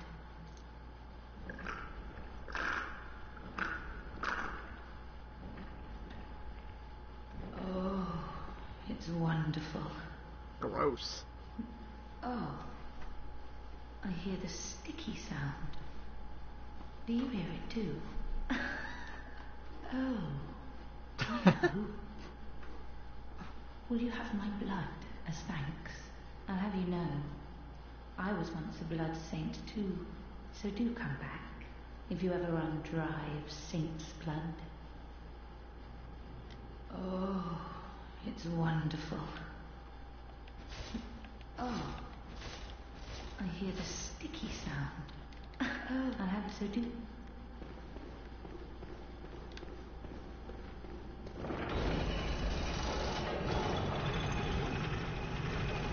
It's not Tiamat. Mostly because legally I can't call it Tiamat.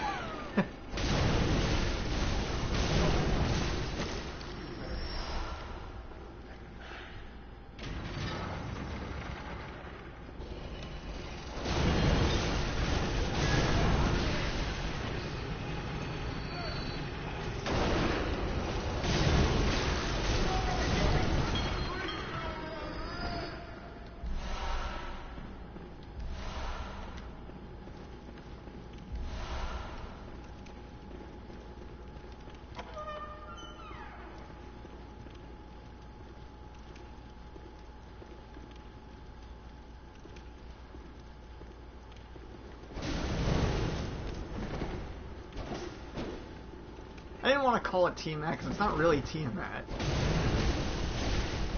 It's like just inspired by Tiamat.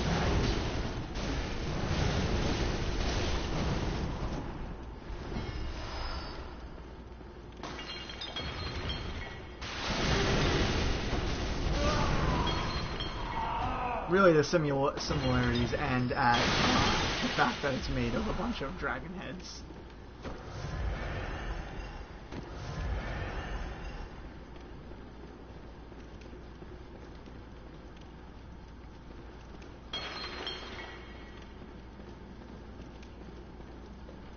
I can tell you this much, I do not think the real Tiamat mythology had anything to do with dragons. I have failed. Please, Lady Three.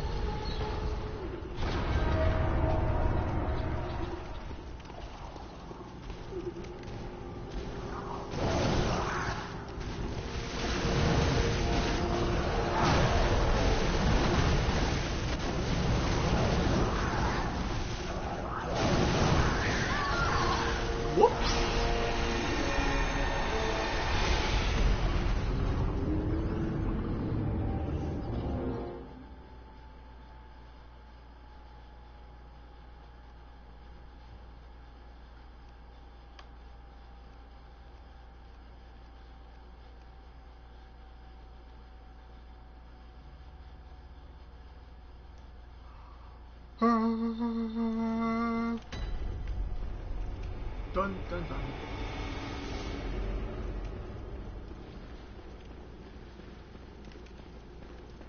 Yes, thank you.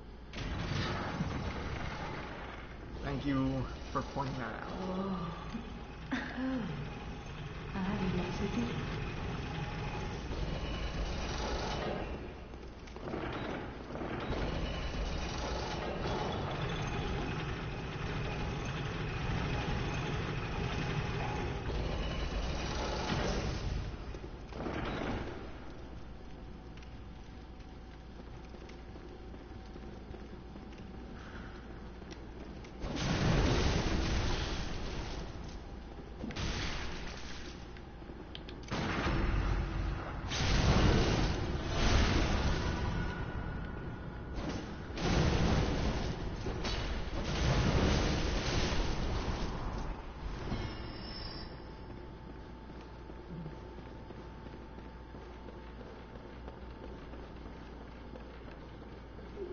I have failed. Please, Lady Three.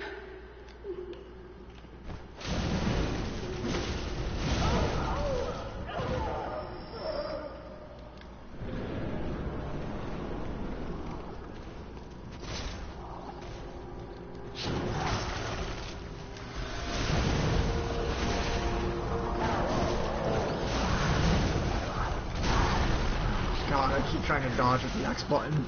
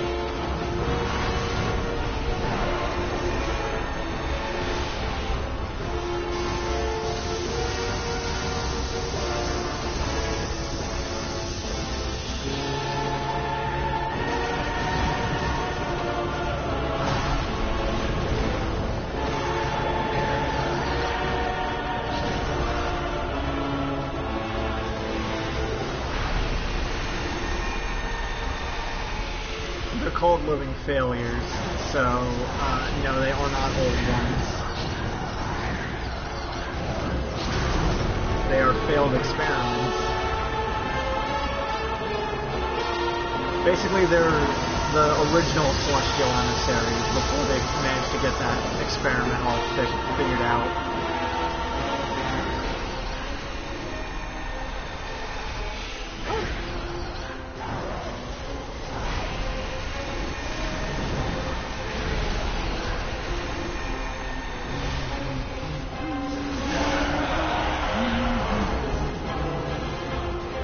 This is basically like the Four Kings fight. They just keep spawning until you drain the HP bar.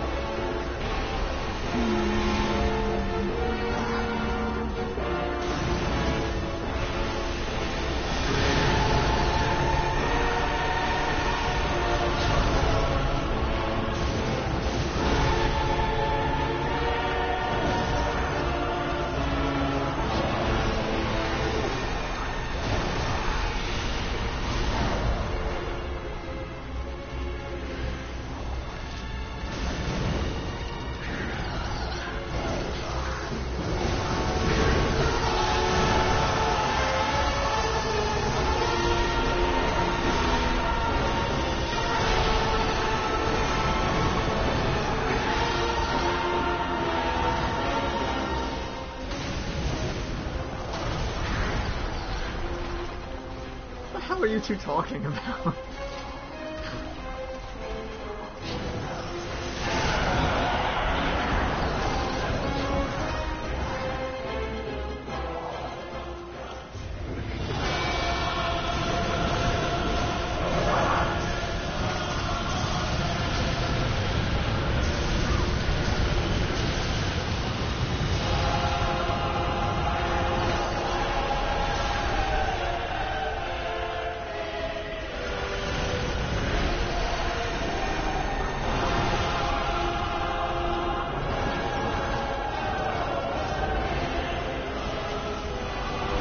That was Meteor Swarm, that was not Magic Missile.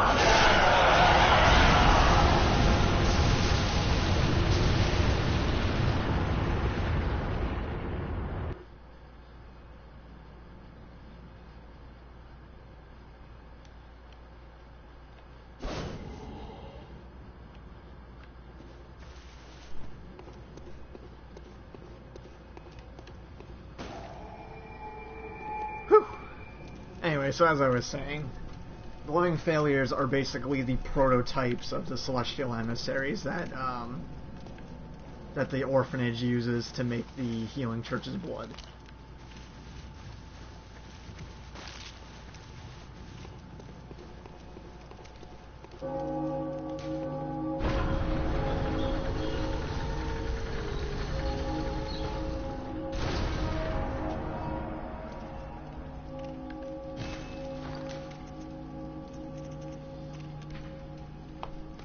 Key to the astral clock tower at the top of the Grand Cathedral. The caretaker of the tower's numerous patients, known to them only as Lady Maria, made her home behind the giant star interpreting clock.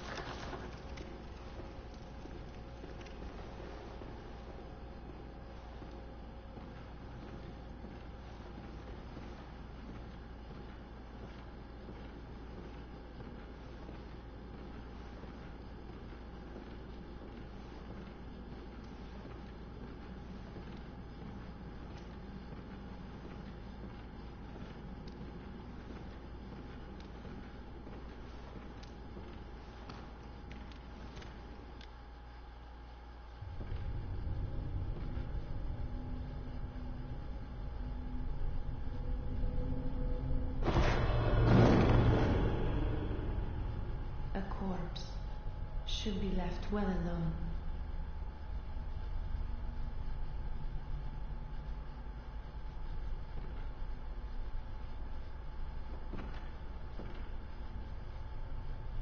Oh, I know very well how the secrets beckon so sweetly. Only an honest death will kill you now. Liberate you from your wild curiosity.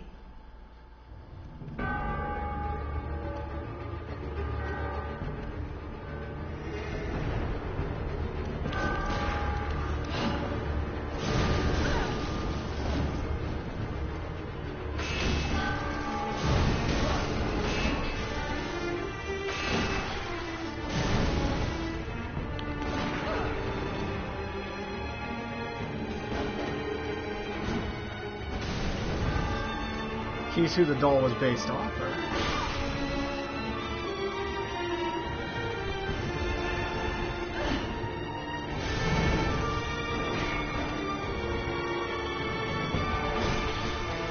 He's also the best summon in the game, by the way.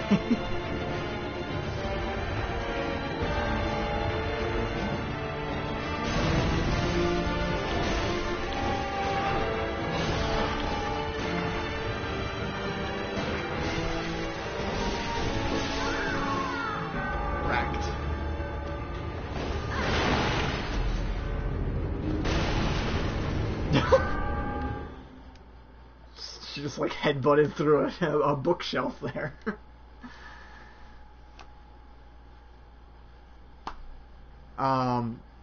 Yeah, Lady Maria is the person who Gurman modeled the doll after. She's one of the people who was cursed to be in this nightmare realm we're currently in. And she's guarding the secret for why this all happened. As sort of like penance, like she accepts her role in this and is... In fact, it's implied that she killed herself, because when you look at her corpse sitting on the chair, it's like got slit wrists and shit.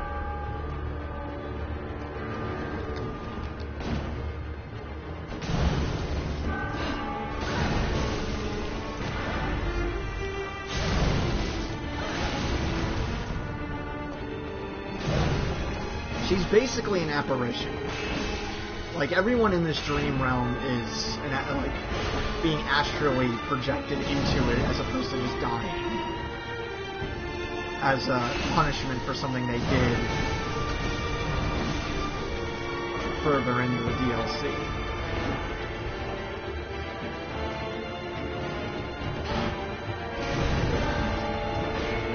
If someone kills them from outside the dream world, though, they cease to exist here. So if I kill her, that is a way to kind of free her from being here. And, like, actually die, as opposed to being cursed to stay here forever. Whoop! I like how she's one-handing a shotgun.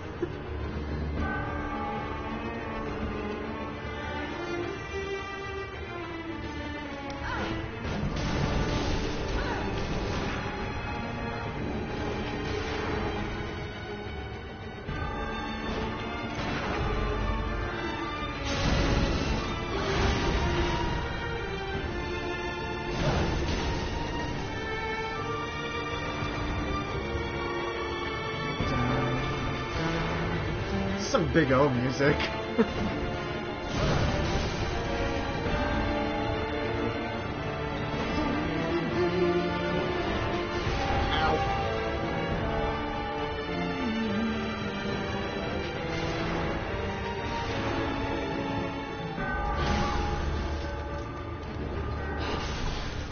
Shit.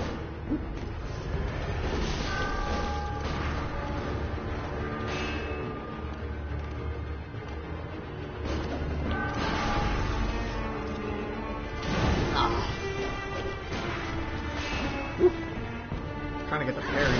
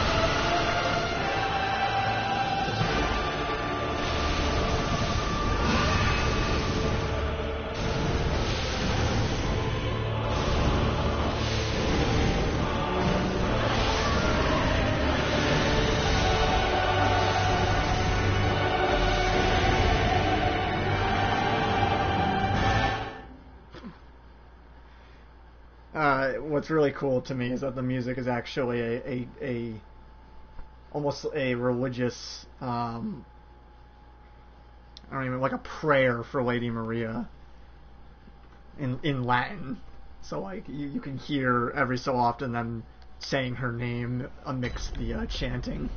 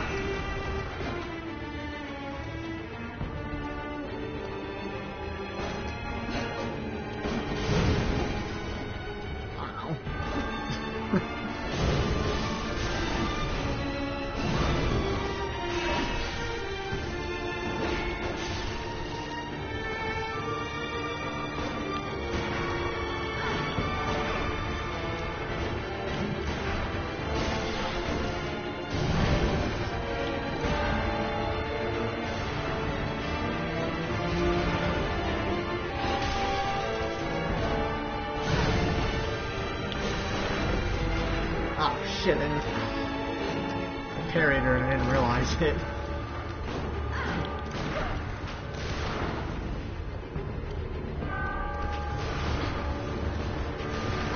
Oop.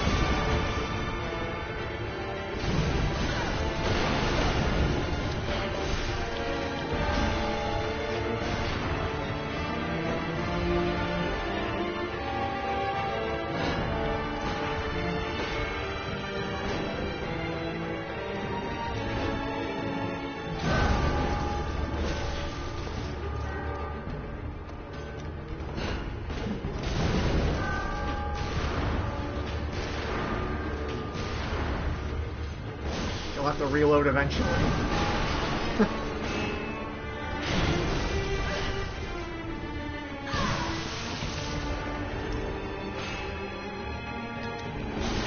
God damn the range!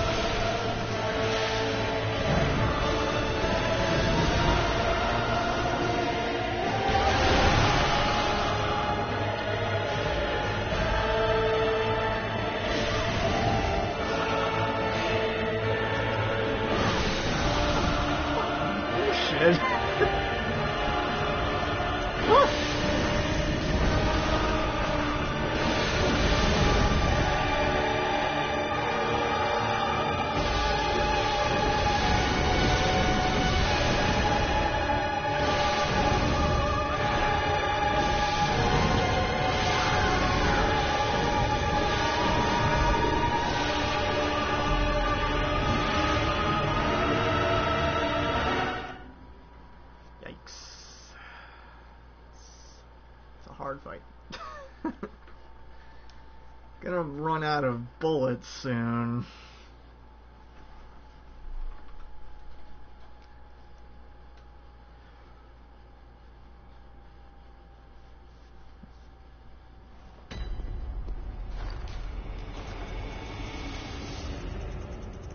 Yeah, us Yanks have no idea what we're doing.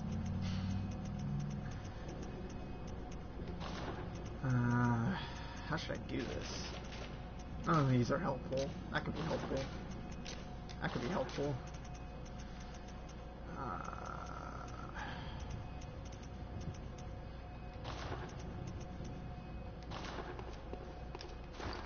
What level is this piece of equipment?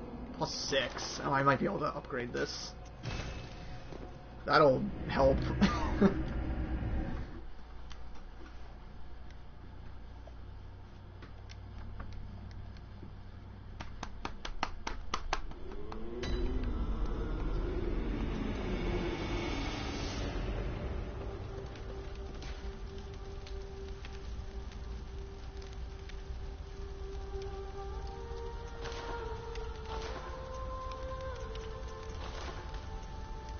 Alright, I have no blood echoes.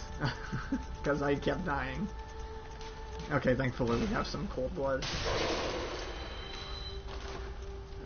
+7, +8. Yeah, that'll make a difference. That was a whole 2 levels I wasn't using. And let's use the rest on blood vials. Actually, let's sell some stuff and really stack up.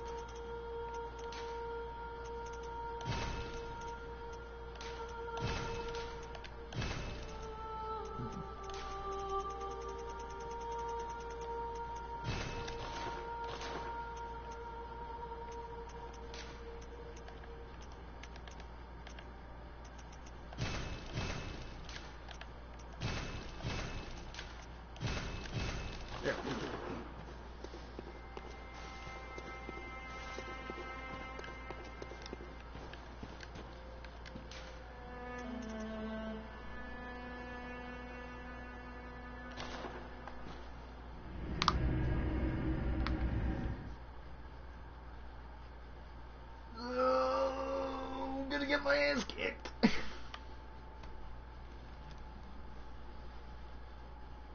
just the one belief, actually. You catch those swans, yeah? Just the one swan, actually.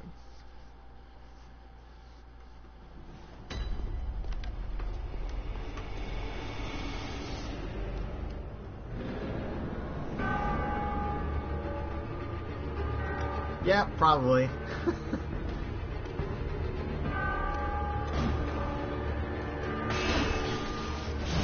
Well, actually, in this case, not exactly.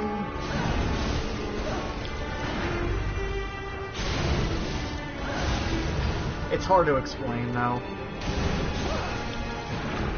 Yeah, now we're doing it.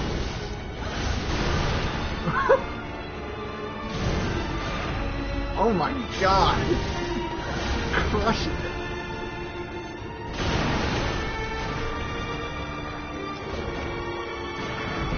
Wow! Oh, I missed it.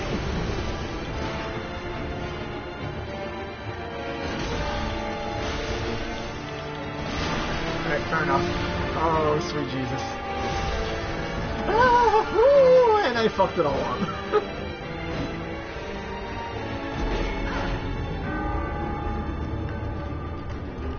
Oh, I was doing so good there.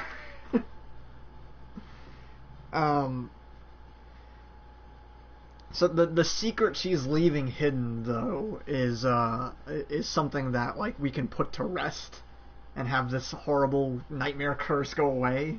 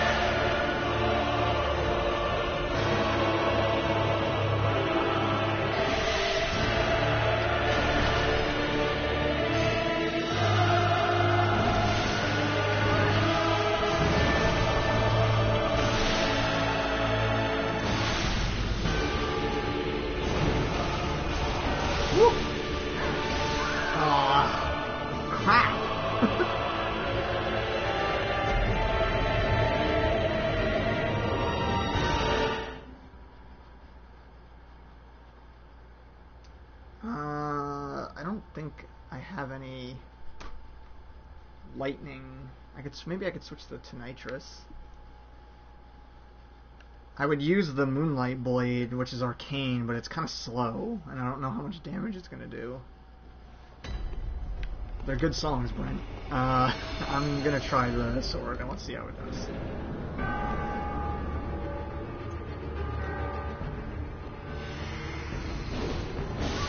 Ow! Ow.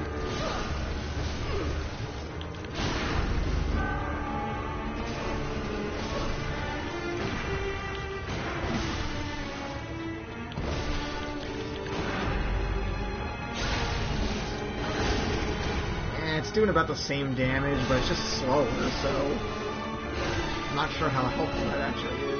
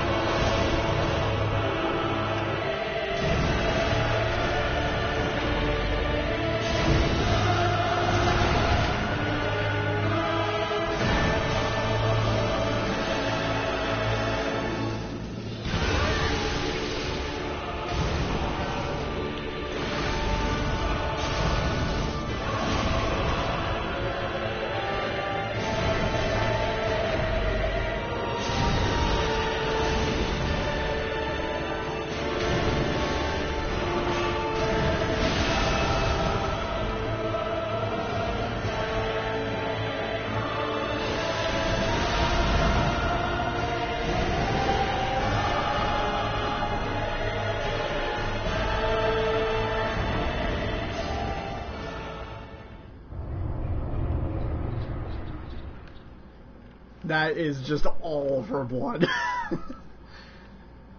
I just stained an entire wall.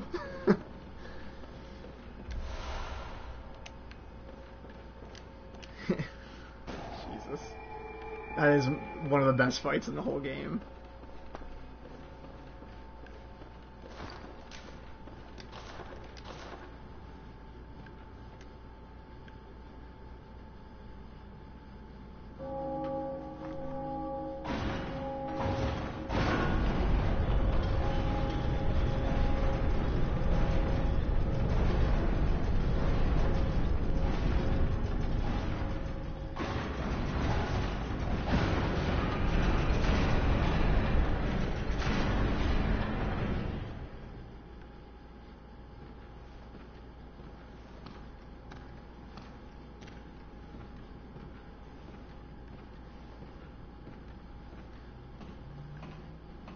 So even though we were climbing a tower, this is the roof of the tower,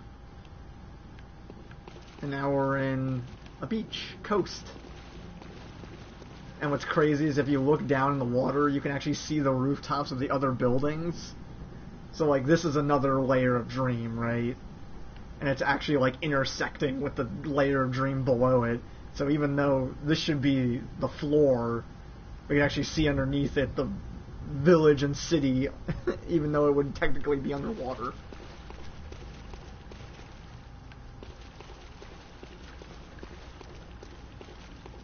And you can see these ship masts in the Nightmare Frontier, so there are actually 3 dreams intersecting each other.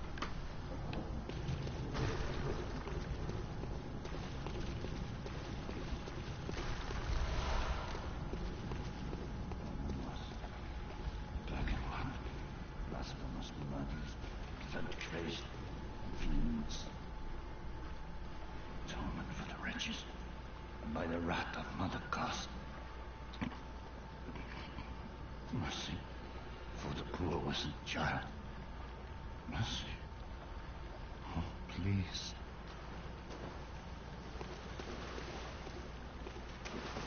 Atonement for the wretches. Lay the curse of blood upon them and their children and their children's children forevermore. Each wretched birth will plunge each child.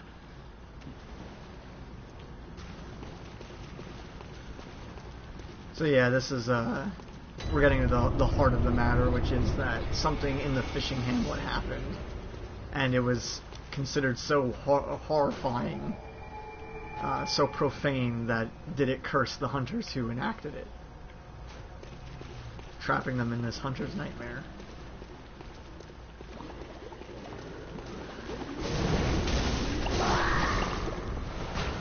And somehow Maria and Gurman took part in it, or had something to do with it.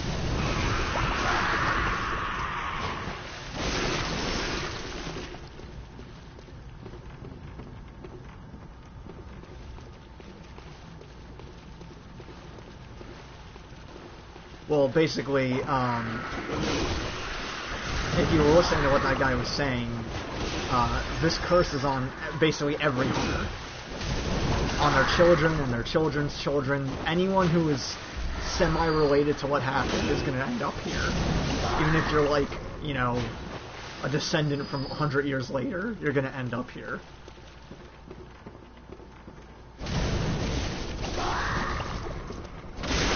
Hunter. Yes, I mean a hunter. A hunter must hunt.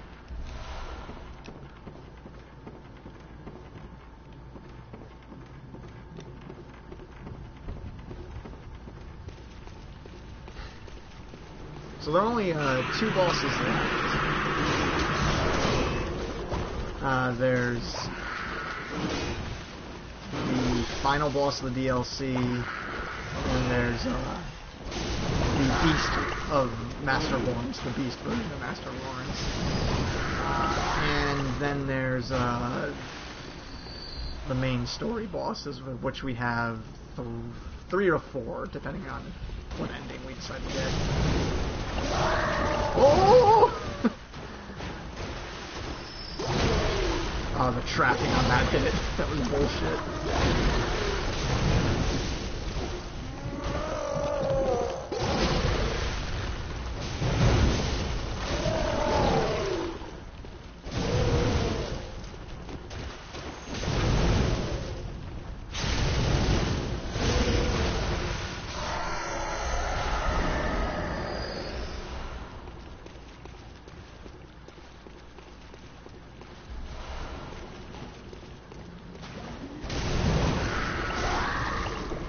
These people have like barnacles all over them.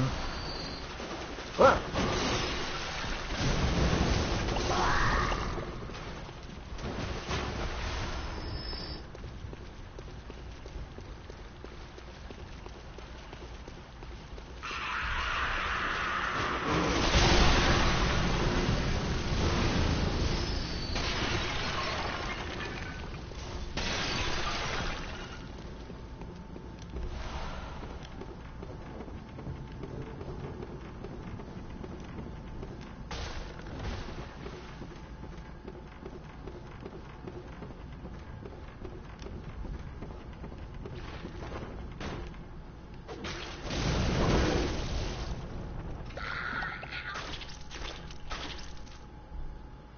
Well, I should be dead, but video game logic, I win instead.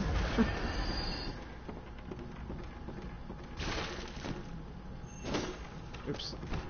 Hold still.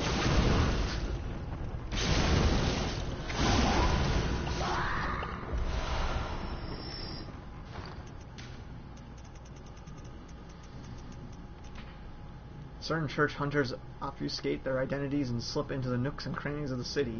This is the garb that allows these harrowed individuals to go unnoticed.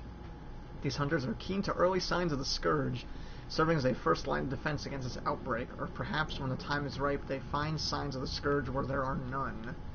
It just goes to show that the corner beggar is not always who he seems.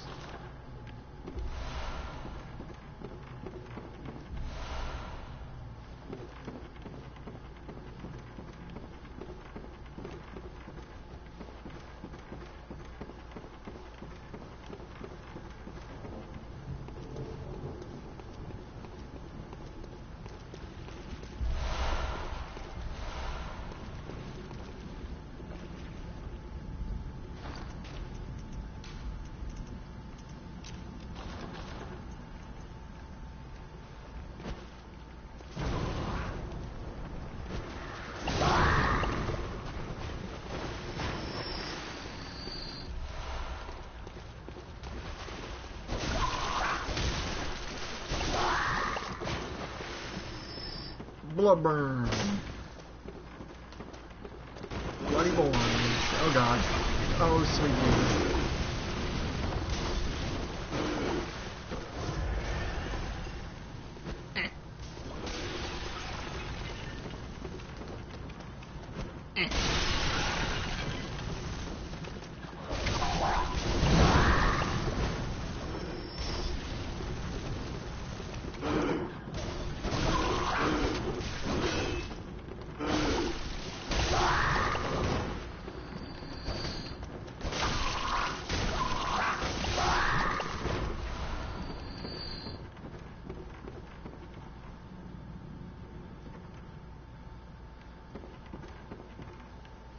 Which is saying something, because Supergiant Games also has depressing as hell games.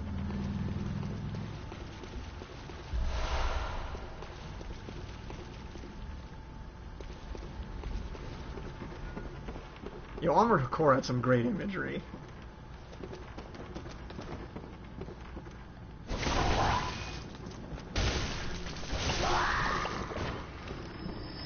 At least 4 Answer did.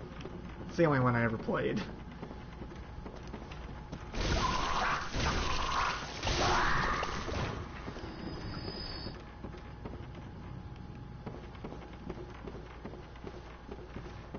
There's a new giant robot game coming out for the Switch that's made by the original Armored Core designer, and it looks fucking awesome. And the character designs are the artist from Fire Emblem, so it's like everything I've ever wanted.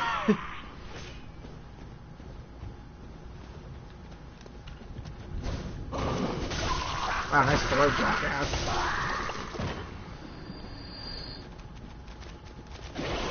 Shark dogs!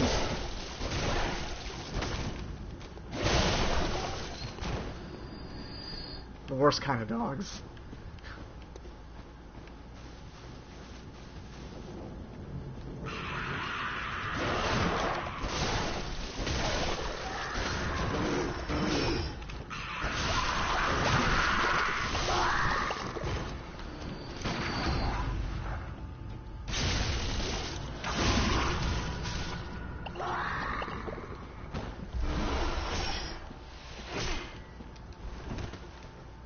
Oh, I'm gonna be feeling that one in the morning.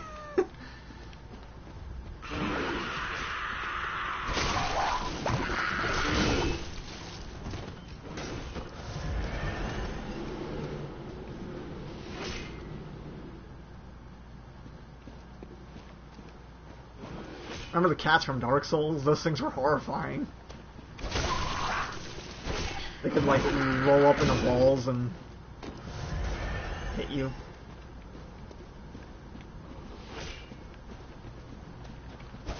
Come on. There we go.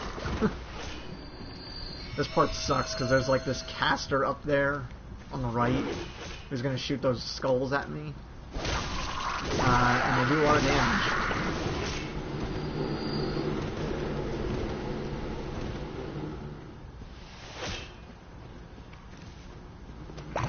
So kind of just trying to kill this guy. There's also one of those giant dudes from earlier. He's going to show up if I'm not careful. You know what I forgot to do? I forgot to go down to the well. Once we hit the checkpoint, I'll go back.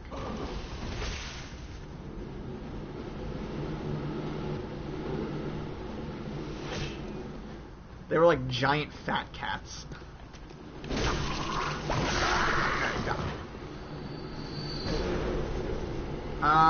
Yeah, but it's hard to hit him from this far. I could try. Let's see. Oh, right, my weapon was transformed.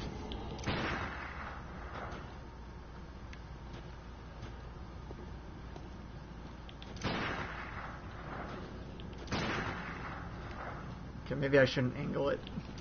Bang. Bang. Nope. Nope, it's a bad idea.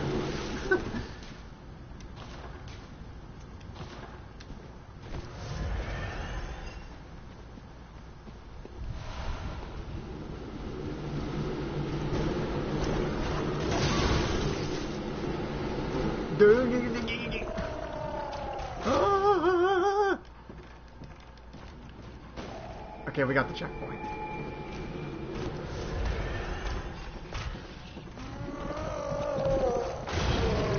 Hey buddy, you want to use the door?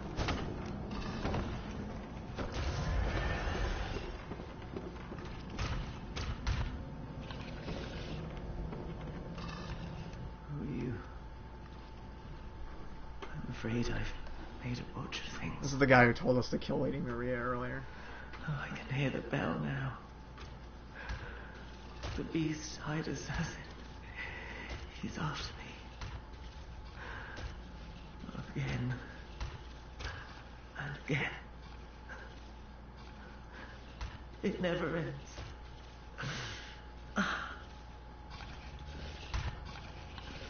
Please. I need you to do something. This village is the true secret. Testament to the old sins. It feeds this hunter's nightmare. Please. Bring to an end the horror. So our forefathers sinned. We hunters cannot bear their weight forever. It isn't fair. It just isn't fair.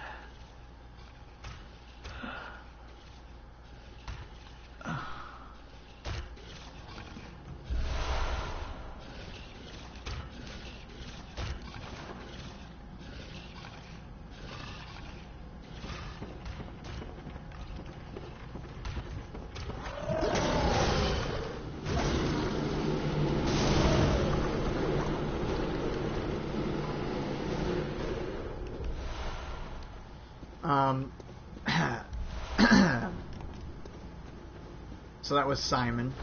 He has a really cool weapon too that he just gave us, but we can't use it. It's a it's like a scimitar, but then it also unfolds into a bow and shoots light arrows from it.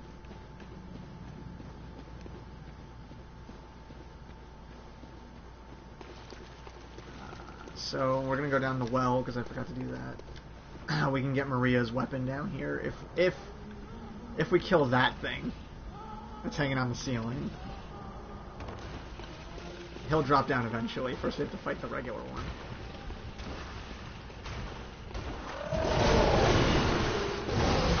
Oh, the clipping. This fight's hard, actually. I might not be able to do this. Bullshit like this.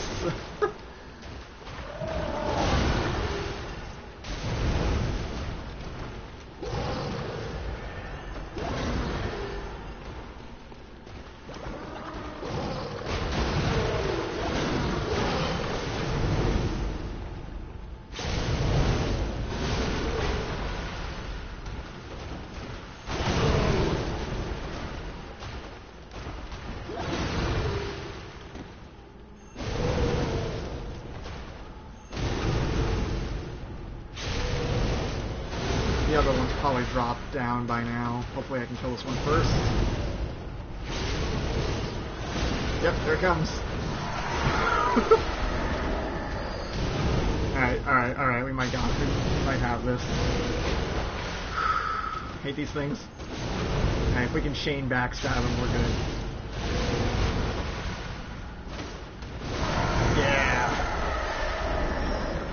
The Rakuyo. Oh, I can't use this either? Damn. Hunter weapon wielded by Lady Maria of the Astral Clock Tower. A trick sword originated in the same country as the Canehurst shit cage. Only this sword feeds not off blood, but instead demands great dexterity. Lady Maria was fond of this aspect of the Rakuyo, as she frowned upon blood blades, despite being a distant relative of the Vile Blood Queen. But one day she abandoned her beloved Rakuyo, casting into a dark well when she could stomach its presence no longer. So, basically after they did whatever they did in the hamlet, she was so sickened by what they had done that she just threw it in the well.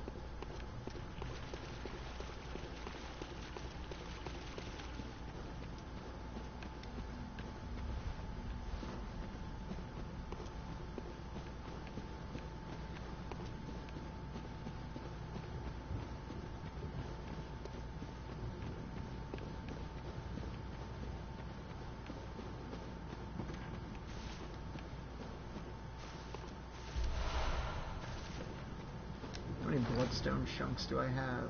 4? I think I need 8. So I need 4 more if I want to get this to +9. Now, we could keep going, but first I need to head back to an earlier area to make traversing this easier. So Simon was saying that he saw a bell ring, or he heard a bell ring. And that's what that beast guy behind the door earlier was telling us about. So that guy who warned us about the bell, he's the one ringing it, and he will ring it and it'll summon hunters to kill me, and it makes the area a lot harder. So we're gonna go ahead and try and not have to deal with that.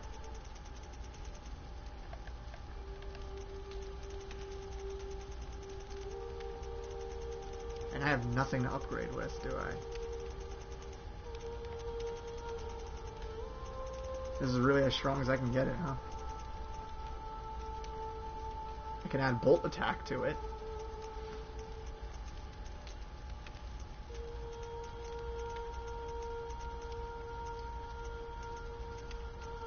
Is there any that just adds bolt? I'd rather it be 100% lightning right now. Eh, well.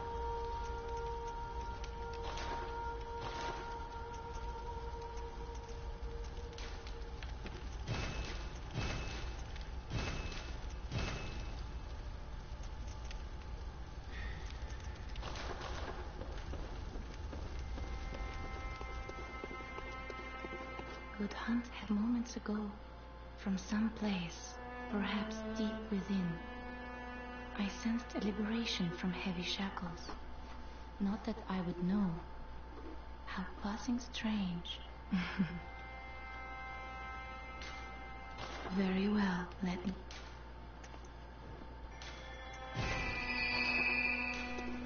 Farewell, Good Hunt. Yeah. Fucking big ass fly in my room.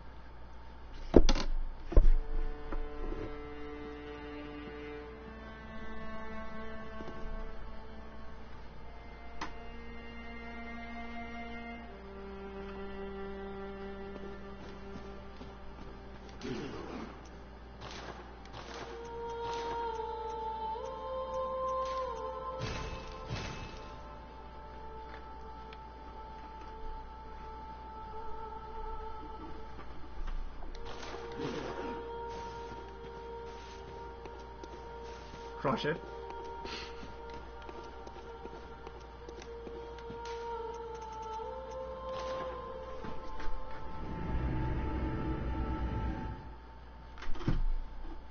I will fucking kill this thing.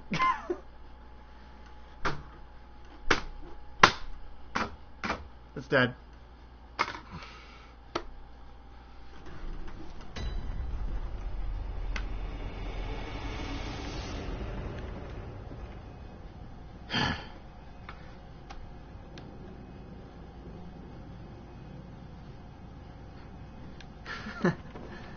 Yeah, but then I have to worry about a spider. That doesn't seem like like an improvement.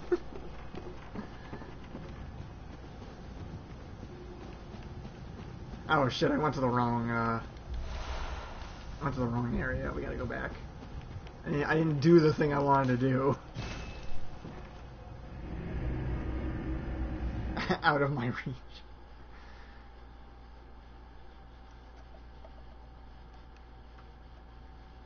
And 3, as long as it is no bigger than like a fingernail. Those are the rules. Once you get to fist-sized, nope. Time to burn the place down.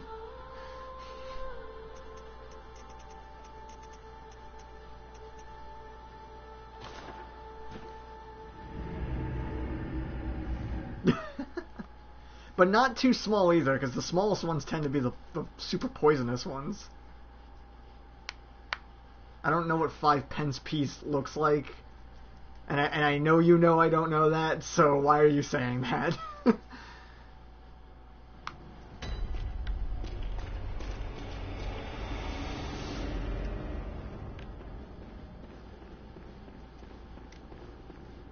Shrouded by nightfall with steady stride, coloured by blood that always came with mine, round under the church.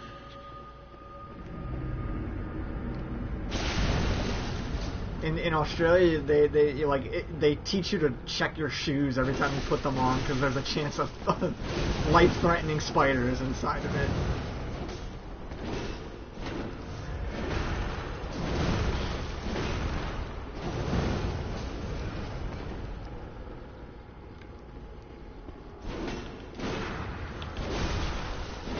This guy's got poise and infinite stamina. This fight's annoying.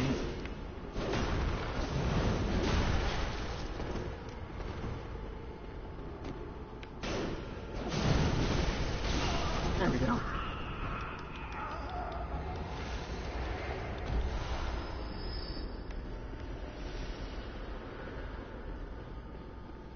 So yeah, this guy will summon those invaders that I just fought all over the place now, unless I go ahead and do them in. Look who's here. Welcome to my quarters. I've never entertained a guest before. Are you going to kill me? After all you've done, kill me? As if to right your wrongs.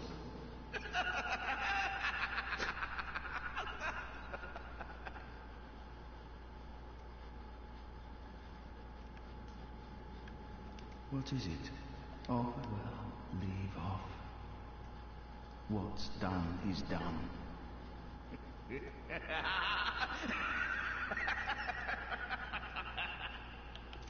Nothing changes.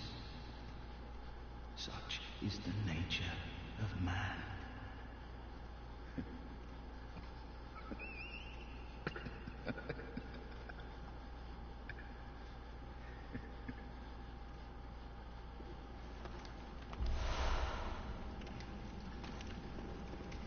We talked to him briefly when the store was still locked.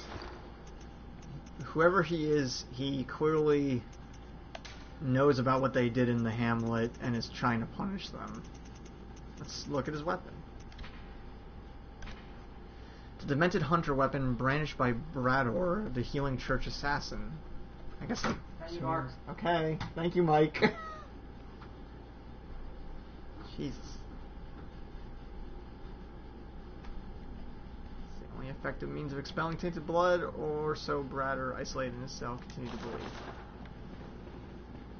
Well, I guess it's time to go eat, as my brother so brazenly jumped through the door to tell me. Even though I never do that shit to him when he streams. Okay. I will see you all later.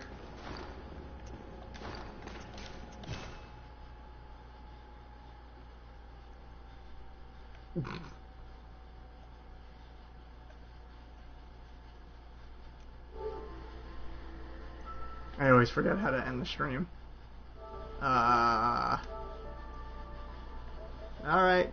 Take care, everyone.